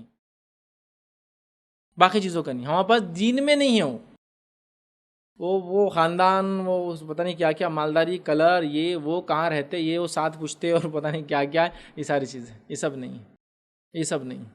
دیندار، شریف، بااخلاق. دیندار اور بااخلاق اگر کردار لڑکا مل جائے پیچھے مت ہٹیے. انسانی کمزوریاں تو سب میں ہیں. دیندار بااخلاق لڑکی کا رشتہ آ جائے پیچھے مت ہٹیے. انسانی کمزوریاں تو سب میں ہیں. کون سا انسان بچا ہے؟ کوئی انسان بچا ہے کیا؟ نہیں وہ ہم نے وہ خاندانی کر لی تو وہ جھگڑالو ہے، نہیں وہ خاندان کی کر لی تو وہ لوگ فلاں کرتے، نہیں وہ خاندان کا لڑکا تو سخت مزاج ہے. مزاج تو سب کے الگ الگ ہوتے ہیں. صحابہ کی زندگی دیکھو، عبداللہ ابن مسعود رضی اللہ عنہ، عمر ابن خطاب رضی اللہ عنہ کا دور ہے، وہ خلیفہ ہے. وہاں جاتے اور ایک دن اپنے بیوی کی کمپلین لے کے جاتے کہ بہت آواز کرتی ہے میرے ساتھ، تیز بات کرتی ہے اور میرے کو تانے مارتی ہے.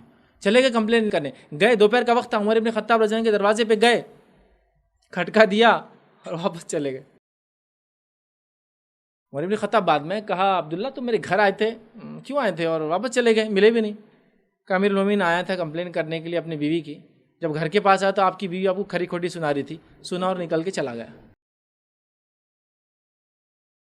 اب کیا ہونا؟ عمر ابن خطاب کی بیوی کھری کھوٹی سنا رہی عمر ابن خطاب جیسے شخص کو. بہت سارے لوگ بولتے مرد، بولے تو مرد کون رہتا؟ بیوی کو ٹھوک کے رکھنے والا. عمر ابن خطاب مرد تھے، بیوی بھی ہاتھ نہیں اٹھاتے تھے، سن رہے تھے بات، ٹھیک ہے اس کا مزاج ہے، بول لے. اس کے 5 منٹ بعد کیا ہونے والا ہے؟ معاملہ پورا ٹائٹا فش ہو جاتا. تھوڑی دیر بعد کیا ہے، میرے سے غلطی ہوگی، میں ذرا جوش میں آ گئی تھی، وہ ابا کا فون آ گیا تھا، میں ٹینشن میں تھی، فلاں تھی، معاملہ ختم. تو برائی تو نارمل ہے نا، سب میں ہوتی. کون بچا، کون مستثنا، کون ایکسیپشنل؟ کوئی نہیں ہے. سختیاں ہوتی ہیں لوگوں کی مزاج کے اندر، کوئی اس میں وہ نہیں. سمجھ رہے آپ؟ یہ ہوتا ہے. زبیر رضی اللہ عنہ کے تعلق سے، جو کہ اسماء بنت ابوبکر کے شوہر تھے، بہت سخت مزاج انسان تھے، یاد رکھیے روایتوں میں، بہت سخت مزاج. میں ان کی برائی کے معنی میں نہیں کہہ رہا ہوں، لیکن انسان ہوتے ہیں ایسے. اتنے سخت مزاج تھے کہ اسما بنت ابی بکر نے اپنی عمر کے ایک لمبے عرصے کے بعد ان سے طلاق لے لی، ان کی سخت مزاجی کی وجہ سے. تو زبیر اپنی والدہ کے پاس بھی رہتے اور اپنے والد کے پاس بھی جاتے تھے، جو کہ ان کے بیٹے تھے. یہ حضرت عائشہ کے شاگرد خاص ہے، مشہور شخصیت ہے عبداللہ بن زبیر. چھوڑ دیا اپنے شوہر کو. تو مزاج کی سختی اپنی جگہ ہے، لیکن نکاح دینی بنیاد پہ. نہیں وہ دینی بنیاد تم نے بولے اور وہ تو ایسا مزاج کا تھا، ہو سکتا نہیں ہوں میں نے نا، لیکن دینداری اور بااخلاق انسان ہے نا تو معاملے نپٹ سکتے ہیں. لیکن دینداری اور بااخلاق نہیں تو پھر کیا ہوتا ہے؟ مجھے بولنے کی بہرحال ضرورت نہیں. خاندان، سماج، یہ وہ، خوبصورتی، پیسہ، جاہ، جلال، حسب، نسب، یہ وہ، اور شانہ کوا جا کے بیٹھتا پھر کہاں. آپ سب کو معلوم ہے، اردو کی بڑی مشہور کہاوت ہے، دینداری کو بیس بنائیے. کفو کا لحاظ ہے، لیکن کس چیز میں؟ دینداری میں کفو ہے. قومیت میں کفو نہیں ہے، مالداریت میں برابری اور کفو نہیں، یاد رکھیے. ٹھیک ہے، دینداری میں کفو کا لحاظ رکھیے. تو دیندار، با اخلاق، با کردار اگر لڑکا اور لڑکی مل جائے، پیچھے مت ہٹی، یاد رکھیے. اس چیز کو آپ ذہن میں رکھیں. خاندان وغیرہ کو جو تعصب کا، بڑائی کا، کبر کا، اونچے پن کا معیار بنا دی گیا، اس کو ہم کو گھٹانے کی ضرورت ہے، یاد رکھیے. اسی طرح دینداری، یاد رکھیے، اصل ہے. ٹھیک ہے، کچھ خاص وجوہات کی بنیاد پر کچھ چیزوں کا لحاظ رکھنا قومی اعتبار سے، اس میں کوئی برائی نہیں ہے، لیکن وہ تکبر کی بنیاد پہ نہیں ہوتا ہے. وہ علاقہ، زبان، زمین، حالات، جسمانی کیفیت، اس کے اعتبار سے ہو سکتا ہے. لیکن وہاں آدمی جب دوسرے کو انکار کرا تو اس بیسس پہ انکار نہیں کرا تو ہلکا ہے، تو چھوٹا ہے، اس بیسس پہ کہ یہ معاملہ تم سے نہیں جمے گا. جیسا ایک مثال کے طور پر ایک لڑکی کو رشتہ آ گیا ایک لڑکے کا، لڑکا بڑا ہی دیندار ہے اور لڑکی یہ کہہ رہی ہے کہ میں دین میں اس کے لائق نہیں ہوں، پتہ نہیں شادی ہو جائے تو بعد میں اس کو پرابلم نہ ہو جائے. اور اگر وہ انکار کرتا تو اس میں کوئی برائی نہیں، وہ آپ کو ہائی اسٹیٹس دے رہا ہے. یہ جمیں گا نہیں معاملہ، تھوڑا سا سمجھا. یا پھر کچھ ایسا مسئلہ ہے جس کی وجہ سے لڑکی اس سے شادی نہیں کر سکتی، وہ اس کے لائق نہیں ہے، تو وہ بول سکتا ہے نہیں کچھ مسئلے سے ہم اونچ نیچ کا نہیں مانتے، یہاں تھوڑا سا مان یہ کوئی حل نہیں. سمجھا، دینداری کا لحاظ ہی رکھا گیا نا، یہاں بھی اونچ نیچ کا نہیں، خاندان کا نہیں تھا یہاں کچھ بھی. تو کفو کا لحاظ رکھے. کچھ جگہ ہو سکتا ہے زمین، زمانہ، حالات کے اعتبار سے، لیکن وہ بہت نامینل ہے، یاد رکھیے. ہم نے تو اتنا اسٹنجنٹ جس کو بولیں گے، اتنا سخت، اتنا چکٹ بنا دیا اس کو کہ اس کے بغیر آگے بڑھ ہی نہیں رہے. ہمارے علاقے میں بہت ساری باری باتیں سمجھ میں نہیں آتی، لیکن تھوڑا سا گاؤں اور خریوں میں چلے جاؤ جب آپ کو سمجھ میں آ جائے گا یہ خاندان، برادری کتنا رول پلے کرتی. میجر پارٹ یہی ہے، دینداری وغیرہ وغیرہ وغیرہ سب بعد میں آتی، میجر پارٹ ہے شادیوں کے لیے، یاد رکھیے. تو ان تمام چیزوں کو ہمیں چھوڑنا ہے. اور جب ایسی شادی کو کر لیتا ہے، سماج برادری میں نہیں کرتا، تو پھر کیا ہوتا ہے؟ بائیک آؤٹ کیا جاتا ہے، فلاں کیا جاتا ہے. یہ سب بہرحال چلتے رہیں گا. لوگوں کو اٹھنا ہے، سمجھداری کا تقاضا اختیار کرنا ہے، آگے بڑھنا ہے. آگے بڑھ کے دھیرے دھیرے کر کے ان رسومات کو ختم کرنا ہے. ایک دم ختم نہیں ہوتی یہ چیزیں، مجھے پتا ہے، دھیرے دھیرے کر کے کرنا ہے. اور کچھ نہ ہو سکے بھائی اپنے حد تک تو میں نہیں کر سکا، تو اپنے آنے والی نسلوں میں تو ضرور ختم کرنا ہی ہے. پھر جب میں ایک ذمہ دار بن جاؤں گا، ابھی تو کبھی مجبور ہوتا ہے آدمی، جب میں ذمہ دار بنوں گا تب بتاؤں گا میں کہ کیسا توڑا جاتا ہے یہ رسم کو اللہ کے لیے، اللہ کے خاطر. تو اگر انشاءاللہ جیسے ہم کریں گے تو یہ سسٹم دھیرے دھیرے ختم ہو جائیں گا، اور شادی بیاہ جو ہے دینداری کی بنیاد پہ ہوں گے، نہ کہ خاندانی حسب و نسب کی بنیاد پر. اسی پہ اپنی بات کو ہم ختم کریں گے. اللہ رب العزت سے دعا ہے کہ اللہ سبحانہ تعالیٰ جو کچھ کہا سنا گیا اسے عمل کی توفیق عطا فرمائے. ہم تمام کو دین کو معیار بنانے کی توفیق عطا فرمائے. ہم تمام کو دین کے مطابق اپنی شادی بیاہ کرنے کی توفیق عطا فرمائے. جب تک ہمیں زندہ رکھے اسلام اور ایمان پر زندہ رکھے، جب بھی ہمارا خاتمہ ہو ایمان پر ہمارا خاتمہ ہو. وآخر دعوانا ان الحمد للہ رب العالمین. سبحان ربک رب العزت عما یصفون وسلام علی المرسلین والحمد للہ رب العالمین.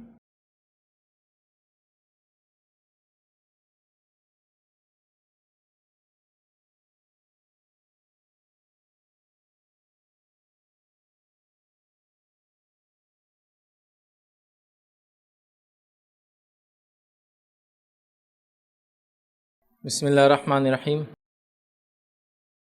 الحمد للہ رب العالمین والصلاة والسلام علی خاتم النبیین والمرسلین. رب اشرح لی صدری ویسر لی امری واحلل عقدۃ من لسانی یفقہوا قولی. جی السلام علیکم. فیض بھائی، آپ نے واقعات میں ایک واقعہ یہ بتائے تھے کہ کچھ علاقے میں چرچ کی جو ہے ذمہ داری جو مسلم نے لی ہے، تو یہ مطلب یہ ریلیجیسلی جائز ہے کیا کوئی کہ مطلب مسلمان کوئی کسی غیر مطلب مذہب کا ذمہ داری لے سکتے ہیں؟ تو کہاں تک اس چیز کی اجازت ہے؟ میں نے ایک سوال کیا جو میں نے اپنے واقعے کے بیچ میں صلاح الدین ایوبی کے تعلق سے جو واقعہ سنایا تھا، اس میں وہ چرچ کی ذمہ داری دی. دیکھیے، جب اسلامک اسٹیٹ ہوتا ہے، مطلب مسلمانوں کی حکومت ہوتی ہے، تو اس کے اندر جتنی رعایا جو ان کے ماتحت ہے ان کی دیکھ بھال کرنا، ان میں امن و امان رکھنا، ان کا خیال رکھنا، یہ اسٹیٹ کی ذمہ داری ہو جاتی ہے۔ اب دو فریق میں عیسائیوں کے جھگڑا ہو رہا تھا کہ چابی کون سنبھالے گا، کون اس کو کرے گا، جو ان کے دو بڑے فرقے ہیں ان کے مذہب کے اندر۔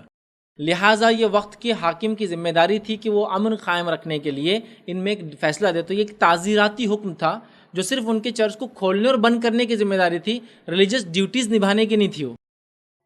جیسا مثال کے طور پر کوئی ایک مسجد میں ڈسپیوٹ ہو جائے، حکومت ہے وہ ڈسپیوٹ کا فیصلہ سنا دے، فیصلہ سنا کے کہے کہ بھائی اب تم لوگ نہیں کھولیں گے، صبح ہمارا آدمی آئیں گا کھول کے چلے جائیں گا، شام میں آئیں گا بند کر دیں گا، تو یہ تعزیراتی حکم ہے، آپ کو ماننا پڑے گا وہ چیز، چاہے ریلیجیس پلیس ہو یا نان ریلیجیس پلیس ہو، چونکہ اس میں ڈسپیوٹ ہے، کیونکہ اس میں جھگڑا ہے اور جھگڑا بڑھ رہا ہے اور وہ نپٹ نہیں رہا ہے، ہر آدمی اپنی فضیلت ثابت کر رہا ہے، تو لہٰذا حکومت نے طے کیا کوئی مسلمان ہی کھولے، چونکہ اس زمانے میں ظاہر سی تو مسلمان رہیں گا تو ان کا کوئی تعلق نہیں گا ان سے، یہودیوں سے عیسائیوں کی اس طرح سے جمتی نہیں تھی اچھی، مسلمانوں سے ٹھیک ہے، حاکم کی طرف سے ذمہ داری تھی وہ آئیں گا کھولیں، تو وہ ریلیجس ڈیوٹیز نہیں نبھائیں گا کہ صبح آ رہا اس کو اس میں عبادت کر رہا، وہ صرف کھولتا ہے شام میں بند کرتا ہے، ایک امن قائم ہو بول کر۔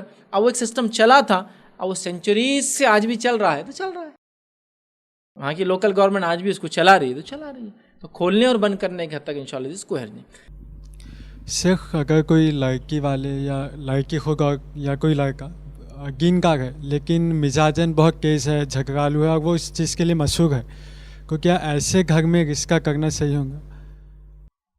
میں نے ایک اچھا سوال کیا کہ اگر ایسا کوئی گھرانہ ہے، لڑکا دیندار ہے لیکن مزاجن سخت ہے، جھگڑالو ہے، تو رشتہ کرنا کیسا ہے؟ تو یہاں کفو کا لحاظ رکھا جائے گا، ایک لڑنے والی ڈھونڈ کے لائی جائیں گی جو کہ دیندار ہو، وہ بھی دیندار رہیں گی، روزے دار نمازی رہیں گی، لیکن روز کشتی کھیلیں گی اس کے ساتھ۔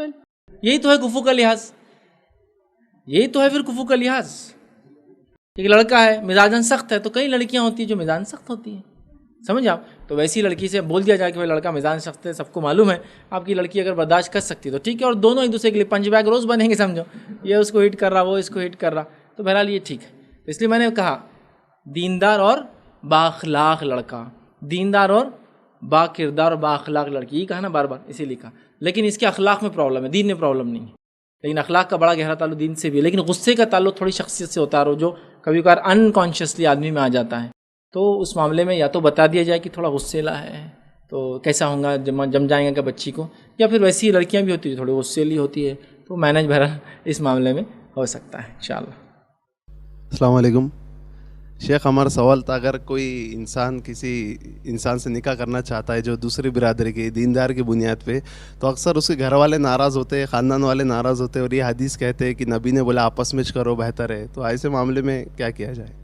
دیکھیے بھائی نے سوال کیا کہ ایک لڑکا ہے جو کسی لڑکی سے شادی کرنا چاہتا ہے، لڑکی لڑکے سے، لیکن وہ خاندان دونوں کا ایک نہیں ہے، اور جب خاندان والوں کو بولا جائے تو ناراض ہوتے ہیں اور بولتے نبی نے فرمایا کہ آپس میں کرو، یہ سب بے بنیاد، یہ کوئی روایت ایسی نہیں کہ آپس میں کرو، آپس سے مراد یہاں مسلمان ہو سکتے ایک الگ بات ہے، لیکن آپس سے مراد ہرگز قوم، قبیلہ، خاندان، برادری، جماعت، سماج نہیں ہے ادھر کی، سمجھ رہے بات کو؟ تو لہٰذا یہ تو ان کی منمانی سمجھو روایتیں جو انہوں نے لا لی، اس کا کوئی بیس نہیں ہے۔ اللہ کے رسول ہاں نزدیکی لوگوں سے رشتے کرنا تاکہ ان لڑکیوں کے مسائل حل ہو، یہ ایک الگ چیز ہے، قرابت داروں میں رشتے جائز ہے نا، جیسا اسلام کے اندر چچیرے پھپھیرے ممیرے خالے، وہ ایک الگ بات، لیکن اس کا ہرگز مطلب نہیں خاندان سے باہر نہیں کرنا۔ لوگوں کے بڑے عجیب و غریب اشکالات ہیں، اگر تم لڑکی خاندان سے باہر کریں گے ٹھیک ہے شادی، تو اپنی خاندان کی لڑکیاں کہاں جائیں گی؟ تو اپنی خاندان کی لڑکیاں باہر جائیں گی، اس میں کیا مسئلہ کیا ہے؟ پھر خاندان کیسے باقی رہیں گا، پھر نسل کیسے باقی رہیں گی، ہے نا؟ سمجھ رہے آپ؟ لوگوں نے اپنی نسل، اپنے کلر اور سب باقی رکھنے کے لیے شادیاں باہر نہیں کرتے بہت سارے لوگ، تاکہ نسل جو ہے ان کی باقی رہے، ایک جیسے رہے، اور فلاں ہو، اور یہ فیچرز باقی رہے، وہ فیچرز باقی رہے، لوگ شادیاں نہیں کرتے باہر۔ تو لہٰذا ایسی کوئی دلیل اللہ کے رسول صلی اللہ علیہ وسلم سے نہیں ملتی ہے، کچھ وجوہات اور مجبوریوں کی بنیاد پہ کوئی انسان ایسا کرے ایک الگ بات ہے، عمومی اس کی اجازت قطعاً بالکل بھی نہیں دی جا سکتی، یاد رکھیے۔ تو ایسی کوئی روایت تو ہے نہیں، ہاں آپ ناراض ہو رہے تو آپ ان کو منائیں، سمجھائیں، بجھائیں، اور کیا کیا کر سکتے ہیں۔ بہرحال بچے اپنی ضد کے لیے کیا نہیں کرتے، جائز ضد کے لیے کرتے ہیں نا، تو بہرحال جائز ضد کریں، اور اگر پھر بھی نہ کریں تھوڑا انتظار کریں، تھوڑا انتظار کتنا بھی لمبا ہو سکتا ہے نا، کچھ دنوں سے لے کر کچھ دہائیوں تک، ڈیکیڈز تک ہو سکتا ہے، بٹ انتظار کریں، سمجھیں گے وہ لوگ دھیرے دھیرے کر کے، لیکن ایک بار ایک سسٹم ٹوٹے گا تو سب جگہ وہ سسٹم ٹوٹنے لگے گا، لیکن جب ایک سسٹم بن جاتا ہے اور سب اس کے غلام بن کے وہ پرستی چلتے رہتے ہیں، پھر مشکل ہوتا ہے، لہٰذا انتظار کریں، سمجھائیں، منع، انشاءاللہ اس میں کوئی حرج نہیں۔ کسی نے ایک سوال کیا عقیدہ پرست لوگ ہیں لیکن صرف جاب یا کچھ کام پر نہیں ہونے کی وجہ سے رشتہ نہیں کیے جا رہے ہیں، تو کیا یہ صحیح ہوگا؟ کیسے سمجھائیں گھر والوں کو. مطلب گھر والے کو سمجھانا مطلب یہ کہ رشتہ آ رہا ہے لیکن وہ لڑکا جو ہے جاب نہیں کرتا, تو کیسے سمجھانا اس کو. دیکھیے لڑکے کے لیے یہ بات تو اپنی جگہ طے ہے کہ کماتا ہو تو وہ شادی کرے, چونکہ وہ کھلائیں گا کیسے پھر. اس لیے اللہ نے کہا کہ اگر وہ غریب ہوں گے تو اللہ اپنے فضل سے ان کو غنی کر دیں گا. لیکن غریب سے مراد یہ نہیں کہ بالکل ہی کچھ نہیں کرتا ہے, غریب ہوں گے مطلب کم کماتا ہے, شادی میں پیچھے مت ہٹو, اللہ اس کو اپنے فضل سے دیں گا. لیکن آج کل ہماری کمائی ویسے نہیں ہوتی جیسا پہلے زمانے کی کمائیاں ہوتی تھی کہ روز جاتے روز کما کے لاتے ہیں. ہماری کمائیوں کی اقسام بہت ڈفرینٹ ہے. ایسا بھی ہوتا ہے کہ والد کا بزنس ہے اور بچے کچھ نہیں کرنے والے والد کو ہی سپورٹ کرتے ہیں, تو والد کے علاوہ بچوں کا تو خود کا کچھ بھی نہیں دیکھا جائے تو. لیکن والد کی کمائی کو ان کی کمائی اب سمجھا جائیں گا. سمجھ رہے ہیں بات کو. بہت ساری چیزیں کنسیڈریشن میں ہوتی ہے. آج کے زمانے ہم لوگ ویسا ارن نہیں کرتے جیسا پہلے زمانے ارن کیا جاتا تھا کہ روز آدمی جائے کما کے لائے رکھے یا پھر تجوری میں اٹھا کے رکھا. آج کل کئی ذرائع ہے, میں کماتا کچھ نہیں لیکن پراپرٹیز کی پراپرٹیز پڑی ہوئی ہے. تو اب اس کو آپ نہیں کماتا نہیں بول سکتے, جاب لیس نہیں بول سکتے. یہ تو کئی لوگوں کو جاب دے سکتا ہے, سمجھ رہے آپ. تو اگر واقعی میں وہ بالکل بھی نہیں کماتا ہے تو ایٹ لیسٹ کچھ نہ کچھ تو محنت کریں, کیونکہ پھر یہاں پرابلم نہیں ہوگا. یا تو پھر ان کے والد وغیرہ اتنے مالدار ہو کہ وہ کہے کہ کوئی مسئلہ نہیں, ابھی تو بچہ نہیں کماتا, پڑھ رہا ہے تو کوئی ایشو نہیں. اور آپ جانتے ہیں کیوں مسئلہ. لیکن یہاں اگر سوال بالکل ایسا ہے کہ کچھ نہیں کرتا ہے اور والدین وغیرہ بھی نہیں سنبھال سکتے ہیں, کوئی اس کا کفیل نہیں ہے, تو یہ تو بہت خطرہ ہے نا. مطلب ایک آدمی نہیں کماتا اور دوسرا آدمی اس پہ ڈیپینڈ ہو جائے, کیسے چلیں گی زندگی, کیسا وہ کریں گا. لیکن کوئی کہے کہ بچہ تو نہیں کماتا ہے, پڑھتا ہے ابھی, لیکن ہم والد کی بلڈنگ دیکھ کے تو سمجھ سکتے ہیں نا کیا معاملات ہیں. بچہ پڑھ رہا ہے ابھی تو 21 سال کا, لیکن میں شادی کرنا چاہتا ہوں اس کی. آپ کی بیٹی اگر آپ دینا چاہتے ہیں, بچہ کیا کرتا ہے, کچھ نہیں کرتا ابھی, تو آپ انڈرسٹینڈ کر سکتے ہیں یار اس کے اسٹیٹس سے کہ بچہ کرے گا کچھ نہ کچھ, یار اتنا مالدار گھرانے کا بچہ ہے, کوئی مسئلہ نہیں. تو ڈیپینڈ نہیں. لیکن اگر آپ کا ایسا ہے کہ کچھ نہیں کرتا, بالکل نیٹ, گھر والوں کی بھی کنڈیشن نہیں, فلاں ہے اور ایسا بہت بری حالت ہے, تو میں پھر ریکمینڈ کروں گا اس لڑکے کو کہ وہ جاب کرے, چاہے چھوٹی کیوں نہ ہو. اللہ اپنے فضل سے انشاءاللہ نکاح کی برکت سے بھی بڑھا دیں گا. لیکن بالکل بھی خالی ہونا یہ درست نہیں ہوگا, چونکہ یہ غلط ہے. اور یہ بالکل مانا نہیں تھا میرا اس طرح سے کہ آپ بس دینداری بولے تو اب کوئی ویریفیکیشن نہیں, کوئی تحقیق نہیں, بس ارے بہت دیندار دکھ رہا ہے, شادی 2 دن بعد آپ پریشان. چونکہ لوگوں کو پتہ ہے دیندار لوگوں کو ایسا لوگ اچھا سمجھتے ہیں, تو لوگوں نے داڑیاں بڑی بڑی کر کے بھی لوگوں کو دھوکے دیے بھائی. مطلب میں نہیں کہہ رہا ہوں کہ داڑھی والے دھوکے باز ہوتے ہیں, لیکن میں کہہ رہا ہوں ریالٹی کو آپ کو جانچنا, جانچ پڑتال کرنا یہ آپ کا ذمہ ہے. میں تو بتا رہا تھا پیمانہ دینداری ہے, جانچ پڑتال آپ کا ذمہ ہے. نہیں وہ فیصلے نے بول دیا اب تو آپ دینداری دیکھ لیے, ختم ہو گیا, اب جانچ پڑتال کچھ نہیں بھائی. یہ تو اصول ہی ہے دنیا کا, کوئی بھی چیز کو آپ صرف دیکھ کے فیس ویلیو پہ نہیں لیتے ہیں. تو لہٰذا آپ تحقیق کریں. خاندان, گھر, گھرانہ, باپ, ماں, جائیداد, زمین بہت ساری ہے تو اس میں سوچنے کی نہیں. لیکن نیڈ بالکل جس کو ہم کہیں گے بالکل ڈیپینڈ نہیں ہو کسی پر, کچھ بھی نہیں کماتا, تو پھر ڈبل ڈیپینڈنسی ہو جائیں گی شادی کے بعد, اور یہ ٹھیک نہیں. اسے چاہیے کچھ کمائے اور اس کے بعد پھر وہ نکاح کرے. ایک بہانہ دیا جاتا ہے کہ کلچرل ڈفرینسز ہے, ٹریڈیشنل ڈفرینسز ہے, تو اس سے بعد میں پرابلمس ہو سکتے ہیں. خاندانوں کے ایک دم ثقافتیں الگ الگ ہے, کلچرل ڈفرینسز ہے, تو وہ چیز میں نے سوال کیا کہ بہت سارے لوگ بولتے ہیں کلچرل ڈفرینس کی وجہ سے ہم لوگ جو ہے دوسرے لوگوں سے شادی نہیں کر سکتے, جو کلچرل ڈفرینس ہوتا ہے. لیکن میں آپ کو بتاؤں, میں نے جو جتنے واقعات آپ کے پڑھے ہیں ان میں کلچرل بھی بہت ڈفرینس تھا. کلچرل کے علاوہ ان میں جس کو کہیں گے نسلی, جس کو ڈفرینس بولتے ہیں, سمجھے, کہ کوئی افریقی ہے اور دوسرا عرب ہے جس کی شادی ہو رہی, کتنا کلچرل اور کتنا نسلی ان میں فرق ہے, آپ اندازہ لگائی. یہ بیسس نہیں یاد رکھیے. کلچرل ڈفرینس کیا ہو سکتا ہے کہ آپ لوگ گھاس کھاتے اور لوگ سبزی کھاتے, اتنا ڈفرینس ہے تو پرابلم تو ہے پھر کہ بھائی ہم تو بھائی جا کے گنا لیتے اور گنے کی سبزی بنا کے کھا جاتے. تو ایسا تو کوئی عام آدمی نہیں کر سکتا, گنے کی سبزی تھوڑی, وہ تو چوسنا توڑنا مشکل ہوتا ہے. تو آپ بول سکتے ہو اتنا ڈفرینس کلچر میں کہ زمین میں گڑھا کھود کے پانی نکال کے پی لیتے ہیں, مطلب بہت ہی زیادہ وہ ہے فلاں ہے. تو سمجھ میں آ رہا نہیں, یہ تو بہت ہی ڈینجر, روز شکار کرنا پڑتا, پھر گھر میں کھانا آ رہا ہے. ہماری بچی تو ایسی جگہ کیسے رہیں گی چاہے اتنا بھی دیندار ہو, چونکہ وہ تو بیچاری شہر میں پلی ہے, وہ جا کے, یہ تو سمجھ میں آ رہا, دس از سم تھنگ نیچرل. لیکن جو آپ کلچرل ڈفرینس بولے نا, اس کا کپڑا اسی الگ ہے, میں الگ ڈیزائن میں سیتا ہوں, اس کی ٹوپی الگ ڈیزائن کی تھی, ہم اس کو کلچرل ڈفرینس سمجھتے ہیں. کلچرل ڈفرینس میننگ یہ ہے کہ آپ ایک بچی کو اپنی ایسی جگہ بہانے کی بات کریں جو لڑکا دیندار ہے فلاں ہے, لیکن افریقہ کے ایسے جنگل میں رہتا ہے جہاں روز شکار کے کھانا ہے. آپ کی بچی لائق نہیں, چونکہ اس نے کبھی تکلیف اور مشقتوں کو دیکھا ہی نہیں نا, لیکن اس کے بعد بھی وہ دیندار ریڈی ہے, تو ایک الگ بات ہے, شریعت تو نہیں روک رہی اس میں, بٹ کنسیڈریشن یہاں ہے کیونکہ وہ شہر میں پلی ہوئی لڑکی نہیں جا سکتی وہاں, ہم کو پتہ ہے وہ چیز, سمجھ رہے نا آپ بات کو, یہ تو ہے, اس کو کنسیڈر کرنے میں کوئی مسئلہ نہیں. لیکن کلچرل ڈفرینس سے مراد یہ دونوں ایک شہر میں رہتے, ایک ساتھ رہ رہے, صدیوں سے رہ رہے, پھر بھی بولے انہیں الگ ٹوپی پہنتا, میں الگ پہنتا, کلچرل ڈفرینس. ان کے چشمے الگ رہتے ہیں, ہمارے چشمے الگ, کلچرل ڈفرینس. ان کے بال الگ ہے, ہمارے بال الگ اسٹائل ہے, کلچرل ڈفرینس. یہ تھوڑی کلچرل, ان کے برقعے الگ ہے, ہمارے برقعے الگ والے, کلچرل ڈفرینس. یہ کلچرل ڈفرینس نہیں, یہ ڈیزائن اور اسٹائل کا ڈفرینس ہے, جو کہ یہ بھی ویسا کر لے تو ویسے ہو جائیں گے جیسا آپ سمجھ رہے ہیں. یہ مراد نہیں. لیکن کلچرل ڈفرینس اگر بہت ہیوی ہے جس کی وجہ سے ان میں نباہ ہونا ناممکن ہے, چونکہ وہ فزیکلی برداشت ہی نہیں کر پائیں گی, تو سمجھ میں آتا ہے دس از لاجیکل سم تھنگ. اس میں شریعت یہ نہیں بول رہا نہیں کرنا چاہیے, بولے کرنا چاہیے, ایسا نہیں ہے. سمجھ رہے بات کو, یہ مانا. لیکن ہم جو کلچرل ڈفرینس بول رہے ہیں نا, بڑے بڑے شہروں میں تو پورا ختم ہو گیا, یہ تو آپ کو ماننا ہی پڑے گا. بڑے شہروں میں کوئی کلچر نہیں ہے سوائے وہ شہر کا کلچر جو رہتا. بڑے سٹیز میٹروپولس کو آپ دیکھیے جس کے اندر ایک ایک جگہ 100 نیشنلٹیز بچتی ہے, کیا کلچر بچتا ہے وہاں؟ کچھ نہیں, مکس کلچر ہوتا ہے پورا. بمبئی کو لے لیجیے ایک مثال کے طور پر, بمبئی کو لے لیجیے, ممبئی کو, وہ مہاراشٹر کا حصہ ہے, لیکن آپ جائیں گے تو مراٹھی سننے کو نہیں ملیں گی جلدی آپ کو. کیوں؟ تو میجورٹی پاپولیشن جو ہے نان مراٹھی ہے. 2 کروڑ کی آبادی ہوگی تو میجورٹی پاپولیشن نان مراٹھی. تو آپ کو لگیں گے آپ کسی علاقے میں جائیں گے تو انگلش نہیں چلیں گے, آپ کو لگیں گے کہیں تو بھی آپ انگلش وغیرہ آ گئے. کال سینٹرز کے ایریوں میں چل جائیں گے تو لگیں گے آپ امریکہ کے فلاں علاقے میں, تو یورپ کے فلاں علاقے میں ایسی انگلش اور ایکسینٹ وہ بولتے ہیں ایک دوسرے سے, سمجھ رہا. تو اب نہیں باقی رہا تو مکس ہو جاتا ہے. تو آپ یہاں تو بات مت کیجیے, بٹ یہ ڈفرینس ہے. بچی شہر میں پلی, نیو یارک میں پل کے آ رہی, اور آپ اس کو لا کے اور ایک چھوٹے سے قریے میں بیاہ دیں گے صرف دین کے نام پہ, تو پرابلم ہونے والا ہے. یہ کلچرل ڈفرینس یقیناً ہے, یقیناً ہے, یاد رکھیے. یہ تو سمجھنا ہے, یہ تو سمجھداری کا تقاضا, والدین وغیرہ دیکھیں.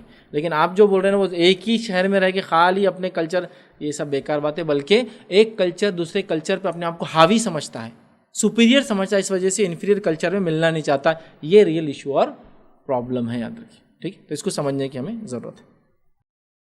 ایک ذہنوں میں عام طور پہ بیٹھے ہوئے کہ خاندان کے بعد شادی کی ہے, اس کا مطلب یہ کہ افیئر ہی ہوں گا تبھی کیے.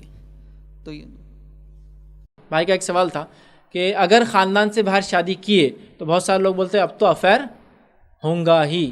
اس کی کیا حقیقت ہے؟ دیکھیے اس کی کوئی حقیقت نہیں سوائے اس کے کہ ان کے لیے انگور کھٹے ہیں. سمجھ گئے؟ شانی بلی کھمبا نوچ رہی ہے, اب کیونکہ اب اس کو کچھ نہیں ملانا. بلی کیا کرتی ہے, اس کو اگر نہیں ملانا ایسا نکال کے نہ اتنا برے برے آوازہ کرتی, کوئی چیز سے وہ کرتی. تو یہ ویسا ہے, نہیں ملانا, ہاتھ نہیں آیا تو یہ سمجھو انگور کھٹے ہیں. میں انگور دیکھو اچکول لے, نہیں آ رہے ہاتھ والے کھٹے ہوں گے. تو یہ تو وہ پرابلم ہے, اس کو آپ نظر انداز کرتے. اتنا کب سے کوئی سیریس ہونے لگا آج کے زمانے میں کہ وہ افیئر بول رہا اور یہ سن لے رہا. اور افیئر کا کیا میننگ ہوتا ہے؟ ایک ٹرم ہے, ظاہر سی بات ہے, اس کا اپنا ایک نوما اور مس نوما اپنی جگہ ہے, بٹ اس میں کوئی مسئلہ نہیں. لوگ الزام لگانے والے دیکھیں, پورا ارینج میرج ہوئے بھی تو آپ کو بولیں گے افیئر ہوا. سمجھ رہے؟ افیئر میرج ہو گیا تو بولیں گے ڈبل افیئر میرج ہوا, انہیں تیسرا تھا, ٹرائنگل تھا. سمجھ رہے آپ؟ ٹرائنگل میں سے کچھ تیسرا ہوگا تو پھر بولیں گے پہلے سے فلاں تھا, کیس تو بہت آگے چلے گا, تب کیا بولنا تم کو, سمجھ جاؤ. ٹھیک ہے, تو شادی ہو گئی تو رکنے والے ہیں کہ لوگ نہیں رکنے والے. اچھا, آپ کے خود کے فیملی میں آپ دیکھ لیجیے, فیملی کے کئی ممبرز ان کی شادی ہوئی, ارینج میرج ہوئی, لیکن پھر بھی ان پہ کیا الزام ہے؟ بہت ساری عورتیں بولتی ہیں وہ دیکھو تمہاری اماں ہے نا, مطلب تمہاری مطلب بچے کی دادی, تمہاری دادا ہے نا, آج بھی ہم کو جو وہی بولتے کہ تم ابو سے پہلے ملتے تھے, فلاں ہوتے تھے, اس لیے شادی ہو گئی. کرتی عورتیں ایسی, ساسوں کا کام ہے تون مارنا, اور یہیں سے بات لیک ہوتی سب سے پہلے. سمجھ رہے آپ؟ تو یہ ساری چیزیں کامن ہے. یہ افیئر لوگ بولتے رہیں گے, بولیں گے, ریالٹی اللہ کو معلوم ہے. اگر وہ یوں ہی تمسخرن, تھوڑا سا تمسخرن نہیں بولیں گے, وہ تو ذلیل کرنے کی میننگ میں آتا, جوکنگلی بول رہے ہیں بس ایسی بس دل ہلکا کرنے کی بھائی فلاں, تو یہ تو ایک نارمل ہے. لیکن اگر وہ تمسخر, آپ کو ذلیل کرنے, ہلکا دکھانے یا الزام لگانے کر رہے تو اللہ تعالیٰ اس کو ثابت کر دے گا. دیکھیے الزام کا معاملہ ایسا ہوتا ہے وہ گھوم کر آتا ہے. حدیث کے الفاظ ہے اگر کوئی کسی پر لعنت بھیجتا ہے, اگر وہ لعنت کا مستحق نہیں ہوا تو بات کیا ہوتی ہے؟ وہاں جاتی ہے, وہاں قبول نہیں ہوتی, وہاں سے پھر گھومتی ہے دنیا میں, وہاں قبول نہیں ہوتی. آسمان پہ جاتی تو اللہ تعالیٰ دروازے بند کرا دیتا آسمان کے, وہاں بھی نہیں آتی. پھر جا کر اسی کو لگ جاتی ہے جس نے وہ کہا تھا, تو وہ بہت بڑا رسک لے رہا ہے پھر. لیکن بہرحال اس میں کوئی حرج نہیں, آپ اپنا کام کرتے رہے, لوگوں کو بولنے دیں. لوگ آپ کو کسی بھی لحاظ سے مطمئن آپ سے ہونے والے نہیں ہیں کسی سے, تو ہم ان کو مطمئن کرنے کو کام کریں. اللہ کے لیے کیے تھے, اللہ کے لیے ہم نے وہ کر دیے, باقی الزام چلتے رہیں گے. شیخ آپ نے بتایا کہ مطلب تخویہ اور اس کی بنیاد پہ, لیکن کچھ واقعات ہے یا قصے کہانیاں نہیں, واقعات ہے جو اللہ رسول وسلم کی مطلب اس سے ملتے کہ آپ ایک صحابی سے شاید واقعات ہوا کہ وہاں پہ نکاح مت کرو کیونکہ ان کی اولادیں شاید وہ کم ہوتی ہے, ایسا کچھ واقعات سننے میں آیا تھا. تو اس میں کیا مسئلہ ہے, جبکہ یہاں پہ اللہ رسول وسلم کو یہ دینداری یا اس چیز کے تعلق سے معلومات نہیں تھی, تو کیا مسئلے تھے اس میں؟ دیکھیے بہرحال ایک حدیث ہے, وہ اس میں اولادیں کم ہوتی بول کے نہیں. حدیث اس طرح سے ہے کہ میں اپنی کثرت پر روز قیامت فخر کرنا چاہتا ہوں. لہٰذا ایسی عورتوں سے نکاح کرو جو زیادہ بچے دینے والی ہو، روایت اس طرح سے. لیکن یہاں کہیں بھی نہیں کہ جس کو اولاد نہیں ہوتی اس سے شادی نہیں کرنا، چونکہ اولاد نہیں ہوتی معلوم ہی کیسا ہوں جب تک شادی نہیں ہوئی. سمپل ہے یہ، سمجھ رہے آپ بات کو. تو اس میں کثرت سے جن کو، اب یہ بھی کیسا پتہ چلے گا کس کا کثرت سے اولادیں کیسی ہوں گی؟ اس کے لیے علماء لکھتے ہیں اس کے خاندان کو دیکھا جائے گا، خود بہن بھائی کتنے ہیں، ننیال میں کتنے بچے ہیں، ددیال میں کتنے بچے، آپ کا اندازہ ہو جاتا. تو کچھ فیملی ہوتی سوفسٹیکیٹڈ فیملی، دو، تو دو کا پورا سسٹم رہتا، بھائیوں کو سب کو دو، ان کو دو، تو آپ کو معلوم ادھر دو کا ہی معاملہ رہے گا.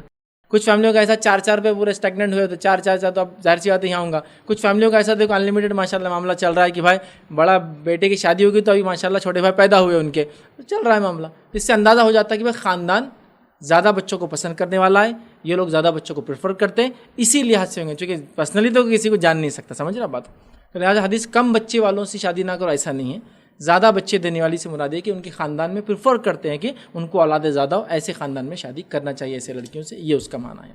اس سے خاصا لوگوں میں ایک گاؤں کے ایک سوال رکھا کہ خاندان میں زاگہ ساگیاں ہو، جیسے خالے کے بہن سے خالے کے بھائی کی، اور ایسے مسلسل ہو کے خاندانی میں کو بچے اب نارمل پیدا ہو کے، اس کی کیا حقیقت ہے؟ دیکھیے بھائی نے سوال کیا کہ خاندانوں میں شادی کرنے سے ایک غلط فہمی ہے کہ بچے اب نارمل پیدا ہوتے ہیں. دیکھیے بچے اللہ رب العزت کی طرف سے ہوتے ہیں، نارمل اور اب نارمل وتھ ایبلٹیز اور اسپیشل ایبلٹیز جس کو بولیں گے، وہ تمام اللہ کی طرف سے ہیں. ایسا لوگ بولتے ہیں کہ ایسا دیکھا گیا، لیکن ایسا ضروری نہیں ہے، کیونکہ ایسے بچے جو ایسے والدین کو پیدا ہوتے ہیں جن کے آپس میں کوئی رشتے نہیں ہیں، اور وہ بچے اپنے آپ میں جس کو کہیں گے ڈسیبل تو نہیں بولیں گے، اسپیشلی ایبل ہے، ان کی ایبلٹی کیا ہم نہیں جانتے، اللہ ہی جانتا ہے. اسپیشلی ایبل ہے یا جو بھی ان کے لیے الگ الگ ورڈز ہوتے ہیں، ڈسیبل بولنا تو ٹھیک نہیں کسی بھی طرح سے، ٹھیک ہے. تو بہرحال ایسے بچے ہیں تو وہ کیوں پیدا ہوئے، پھر ان کا کیا رشتہ تھا؟ سمجھ رہے آپ؟ اگر ہم بولے کہ نزدیکی رشتوں سے رشتہ کرنے سے، رشتہ داروں سے بچے مینٹلی جو ہے مطلب جس کو کہیں گے ڈسیبل سمجھو، مینٹلی ڈسیبل ہے یا فزیکلی کوئی ان کی ایبلٹیز الگ ہوتی ہے دوسرے بچوں سے، تو اس معاملے میں وہ لوگ جن کے کوئی رشتے نہیں ہوتے جو ملتے ہیں ان کے بچے بھی ایسے ہوتے ہیں. اس میں دیکھا گیا یہ چیز، تو یہ کوئی ایسی نئی چیز نہیں، ٹھیک. لیکن یہ بات زیادہ دیکھی کہ رشتہ داروں میں ایسا ہوتا ہے، سائنٹیفک لوگ رپورٹس وغیرہ دیتے ہیں. اس کا بیس بہرحال میں نہیں جانتا ہوں، میں نے کبھی سے بہت زیادہ اسٹڈی نہیں کیا، چونکہ میں نے دیکھا نان ریلیٹیوز کے اندر بھی ایسے ایشوز بہت کامن ہیں، اس لیے لہٰذا ریلیٹیوز میں بھی ہوں گے. اب 100 ریلیٹیوز میں سے 2 کا اگر ہوں گا تو آپ نان ریلیٹیو جو رشتہ دار ہیں ان کے دیکھیے ان میں کتنے کیسز سے آپ کو رپورٹ ایک اسٹڈی کے بعد ہی بہرحال اس کے نتیجے تک آپ کو پہنچ سکتے ہیں. کسی صحابہ سے ایسا کوئی عمل ثابت نہیں، لہٰذا ہم یہ کہیں گے جائز ہے، لیکن کوئی ایسی صورت نہیں کہ کرنا ہی ہے اپنے خاندان میں. جائز صورت ہے، کوئی کرنا چاہے تو کرے، ورنہ کوئی مسئلہ نہیں. کسی نے سوال کیا اگر کسی کے گھر میں ایک ہی انسان ہے، یعنی مرد کمانے والا، اور 10-12 لوگ ہیں گھر میں جس کے لیے وہ کماتا ہے، تو کیا یہ لوگ زکوٰۃ لے سکتے ہیں؟ دیکھیے زکوٰۃ کا تعلق کسی ایک مرد یا 2 مرد کے کمانے سے نہیں ہے، کتنا کماتا ہے اس پر ہے. ایک مرد گھر میں ہے اور 1 کروڑ کماتا مہینے کا، تو وہ 10-12 کیا 10-12 ہزار لوگوں کو پال سکتا ہے ایک مہینے میں.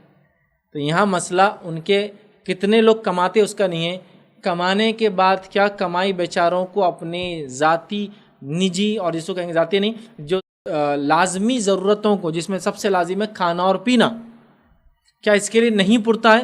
اگر ان کو کھانے پینے کے لیے پیسہ نہیں پڑتا ہے تو ہاں پھر وہ زکوٰۃ لے سکتے ہیں. کمانے والا چاہے 1 ہو یا کمانے والے 10 ہو، گھر میں لوگ 12 ہو، مطلب 2 ہی جو نہیں کماتے اور 10 کمانے بیچارے جاتے، پھر بھی اتنا نہیں ہوتا ہے کہ وہ بیچارے اپنی ضرورتوں کو پورا کر سکیں، تو پھر وہ لوگ زکوٰۃ لے سکتے ہیں. تو کمانے والے کی تعداد پر زکوٰۃ نہیں بول سکتے ہیں، کتنا کمایا جا رہا ہے اس کے مطابق وہ طے کیا جائے گا.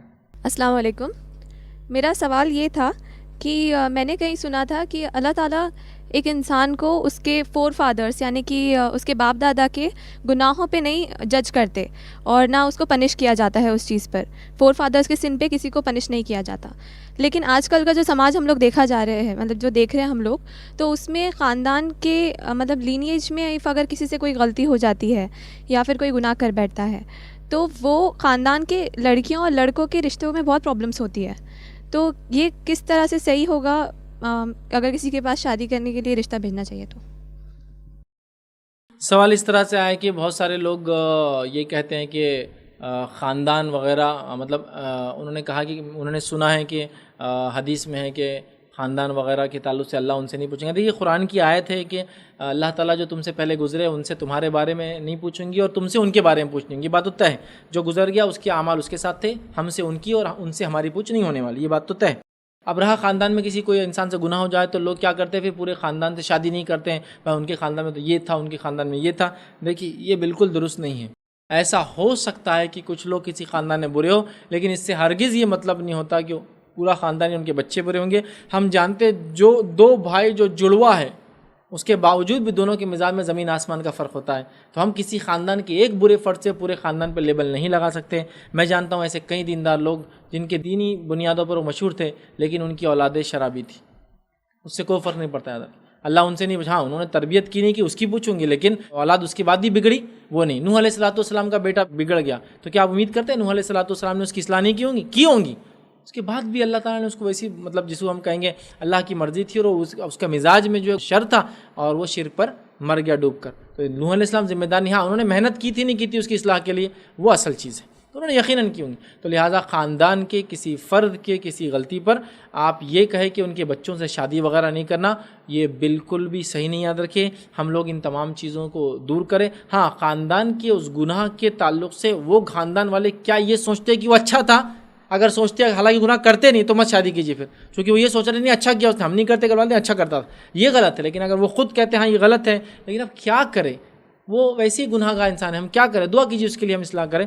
تو بہرحال اس معاملے میں وہ خاندان کی وہ حرکت کو نہیں دیکھا جائے گا، اس فرد کی حرکت کو نہیں دیکھا جائے گا، اور یہ بہت ہی غلط ہوگا کسی ایک فرد کی وجہ سے پورے خاندان کو یا ان کے بچوں کو لیبل کیا جائے، حالانکہ وہ بچے بیچارے اس کام میں انوالو بھی نہیں ہیں۔ یاد رکھیے ہاں اگر وہ انوالو ہے، وہ سپورٹیو ہے، وہ اس کو رائٹ مانتے ہیں حالانکہ وہ کرتے نہیں ہو گناہ، تو پھر ایسی جگہ شادی نہ کرنا ہی بہرحال پھر بہتر ہے۔ میرا ایک اور سوال یہ تھا کہ جو ریورس سے شادی کرتے ہیں، ریورس کے تو ماں باپ نان مسلم ہوتے ہیں میجرلی، اینڈ آج کل کے یہاں پہ دیکھا جا رہا ہے اسپیشلی لڑکیوں کے معاملے میں، اگر ان کے ماں باپ شرک پہ تھے یا پھر ان کے ماں باپ بھی مسلمان بن گئے بعد میں، لیکن ان کے خاندان سے کوئی رشتہ جوڑنا نہیں چاہ رہا، اور وہ بولنا مطلب ہم نے خود ایسے قصے دیکھے ہیں جن کے والد مؤذن ہوا کرتے تھے، لیکن پھر بھی ان کی بیٹیوں سے کوئی نکاح نہیں کرنا چاہ رہا تھا۔ ان کی بیٹیوں سے اگر نکاح کے لیے رشتے آتے تو پھر بولتے تھے کہ وہ ابھی ریورٹ ہوئے ہیں، ہمیں پتہ نہیں، ہمیں صحیح سے تحقیقات کرنی چاہیے وہ لوگ سچ میں مسلمان بنے ہیں یا نہیں بنے ہیں۔ تو اس سلسلے میں کیا کرنا چاہیے؟ دیکھیے سب سے پہلی چیز تو یہ کہ جب کوئی انسان، جو بھی انسان دنیا کے اندر نبی اکرم صلی اللہ علیہ وسلم کے زمانے سے ان کی خبر سننے کے بعد سے لے کر آج تک پیدا ہوتا ہے، یہ سب کس کی امتی ہیں؟ نبی اکرم صلی اللہ علیہ وسلم کی امتیوں میں سے۔ صرف اتنا ہے کہ کچھ امتی غافل ہے، کچھ امتیوں کو نالج ہے کہ وہ یہ ہمارا نبی ہے اور ہم کو فالو کرنا ہے، اور کچھ امتی غافل ہے جس کے تعلق سے ہماری ذمہ داری کہ ان تک ہم بات کو پہنچائیں۔ رہا معاملہ جب کوئی انسان اسلام قبول کر لیتا، ہماری کمیونٹی کا ایک پرابلم ہے، پرابلم یہ ہے کہ اس کو نو مسلم بولتے ہیں۔ اچھا یہ نو مسلم کب تک بولا جائے مجھے بتائیے؟ نو مسلم 2 سال ہو گئے نو مسلم، 10 سال ہو گئے نو مسلم، انہوں مر گئے ان کے بچے ہو گئے تو یہ نو مسلم کے بچے ہیں، وہ بچے بڑے ہو کے وہ مر گئے ان کے پوتے پیدا ہو گئے تو بولے ان کے دادا نو مسلم تھے۔ اللہ اللہ اللہ، مطلب یہ وہی قصہ ہو گیا کہ ہوتا ہے نا پرانی بوڑھی عورتوں کا معاملہ تھا، اگر بہو بہت اچھی رہی ان کی چوائس کی تو ساسیں ان کو بہو کو پوری زندگی دلہن بولتے ہیں۔ دلہن کب ہوتی ہے عورت؟ پوری زندگی 20-25 سال، بلکہ ساس بوڑھی 80 سال کی اور بہو 60 سال کی پھر بھی بولتی دلہن۔ اب کہاں دلہن رہی بیچاری؟ کتنے دن تک آپ ٹیگ لائن لگا دیں گے نو مسلم؟ بس وہ ٹیگ لائن جو نو مسلم کی چلتی نا وہ پرابلم کرتی۔ جب ایک آدمی نے اسلام قبول کر لیا کچھ سمے تک ہو سکتا نو مسلم ہو، تاکہ آپ بتائیں، تاکہ یہ نیو ہے، تاکہ اس سے کچھ غلطی ہو رہی ہوں گی، نماز میں غلطی ہو تو بھائی نو مسلم میں ہوگی ہوگی غلطی، بھائی زکوٰۃ نہیں دے رہا تو نو مسلم میں غلطی ہو، یہ ٹھیک ہے، بٹ ایئرس اینڈ ڈیکیڈز اس کو نو مسلم بولنا اور اس کو ویسا ٹریٹ کرنا، یہ سب سے بڑا پرابلم۔ جب اس نے اسلام قبول کر لیا وہ ہم میں سے اور ہم ان میں سے، یاد رکھیے اب وہ ہم میں سے ہو گیا، اب اس کے سارے ایشوز میرے ایشوز ہیں۔ جب ایک لڑکی نے اسلام قبول کر لی تو پارٹ آف یہ امہ ہو گئی ہو، اب وہ میرا ٹینشن اور میری فکر ہے کہ اس کی شادی وغیرہ بیاہ کیسے کرائی جائے، لیکن بھائی نو مسلم ہے اور اس طرح کی جو چیزیں ہو رہی ہیں، اور والدین کے اسلام قبول کرنے کی وجہ سے یا بچیوں نے کر لیا والدین نہیں کیا، ان پہ لیبل لگانا، شادیاں نہیں کرنا، انتہائی گھٹیا بات ہے، اور یہ وہی ہے خاندانی مسئلہ۔ نہیں وہ پہلے کون سے خاندان سے تھی کہ کیا معلوم، ہمارا خاندان تو بہت افضل ہے، کہاں شادی کر کے پھنستے، یہ سب وہی خاندان اور برادری کا مسئلہ ہے۔ یہ جب تک ہم یہ شیطان کو نکالیں گے نہیں اپنے ذہن سے، خاندان برادری کا یہ بت نہیں توڑیں گے نا، یہ بہت تماشے کرنے والا ہے۔ لہٰذا وہ جس روز اسلام قبول کیا، ابوبکر صدیق رضی اللہ عنہ اسلام قبول کیا، کئی صحابہ نے اسلام قبول کیا، کس نے دیکھا اس نے ان کا خاندان کیا تھا پہلے کا؟ اصل ان کا ایمان لانا ہے، تو لہٰذا اس کا ایمان اعتبار والا ہے، باقی چیزوں کا کنسیڈر نہیں کیا جائے گا، اور ہم لوگ بھی اس معاملے میں احتیاط کریں، نو مسلم کے لیبل نہ لگائیں، اور ایسے لوگوں کی شادی بیاہ میں تو اول ہم آگے بڑھیں تاکہ ان کے مسائل حل ہو، تاکہ انہیں لگے کہ واقعی میں اسلام میں آنے کے بعد مسلمان روادار قوم ہے اور وہ مدد کرتی ہے ہماری، یاد رکھیں۔ یقیناً اللہ پر توکل، بھروسہ، آزمائش تو ان کی ہوں گی، لیکن ان کو کم از کم یہ سپورٹ قوم کی طرف سے ملے کہ وہ اس طرح سے ان کو اذیت و تکلیف نہ دیں۔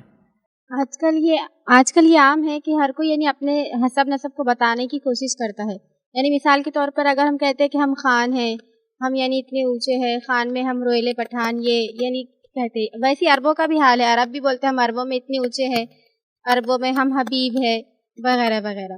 تو یہ اپنے آپ کو اس طریقے سے بتانا تو کہاں تک جائز ہے؟ یعنی یہ فخر میں آئیں گا یا تکبر میں یا پھر رشک؟ کیا فرق ہے یعنی یہ چیزوں میں؟ دیکھیے، اگر کوئی انسان اپنے خاندان کو اس لحاظ سے بتائے کہ وہ خاندان نے کیا کارنامے انجام دیے، وہ خاندان کون ہے، وہ خاندان کیا تھا، وہ لوگ کیسے اچھے کام کرتے تھے، وہ صحابہ سے ان کا تعلق تھا، وہ فلاں، صرف بتانے کی حد تک، بتانا شو آف نہیں، صرف ایز اے انفارمیشن ہے تو بالکل جائز ہے، اس میں کوئی مسئلہ نہیں. لیکن بتانے کا مقصد اگر یہ ہے کہ ہم اونچے ہیں دوسروں سے، افضل ہے، اعلیٰ ہے، عرفہ ہے، یہ پرابلم ہے سب سے بڑا، اور یہ تکبر ہے.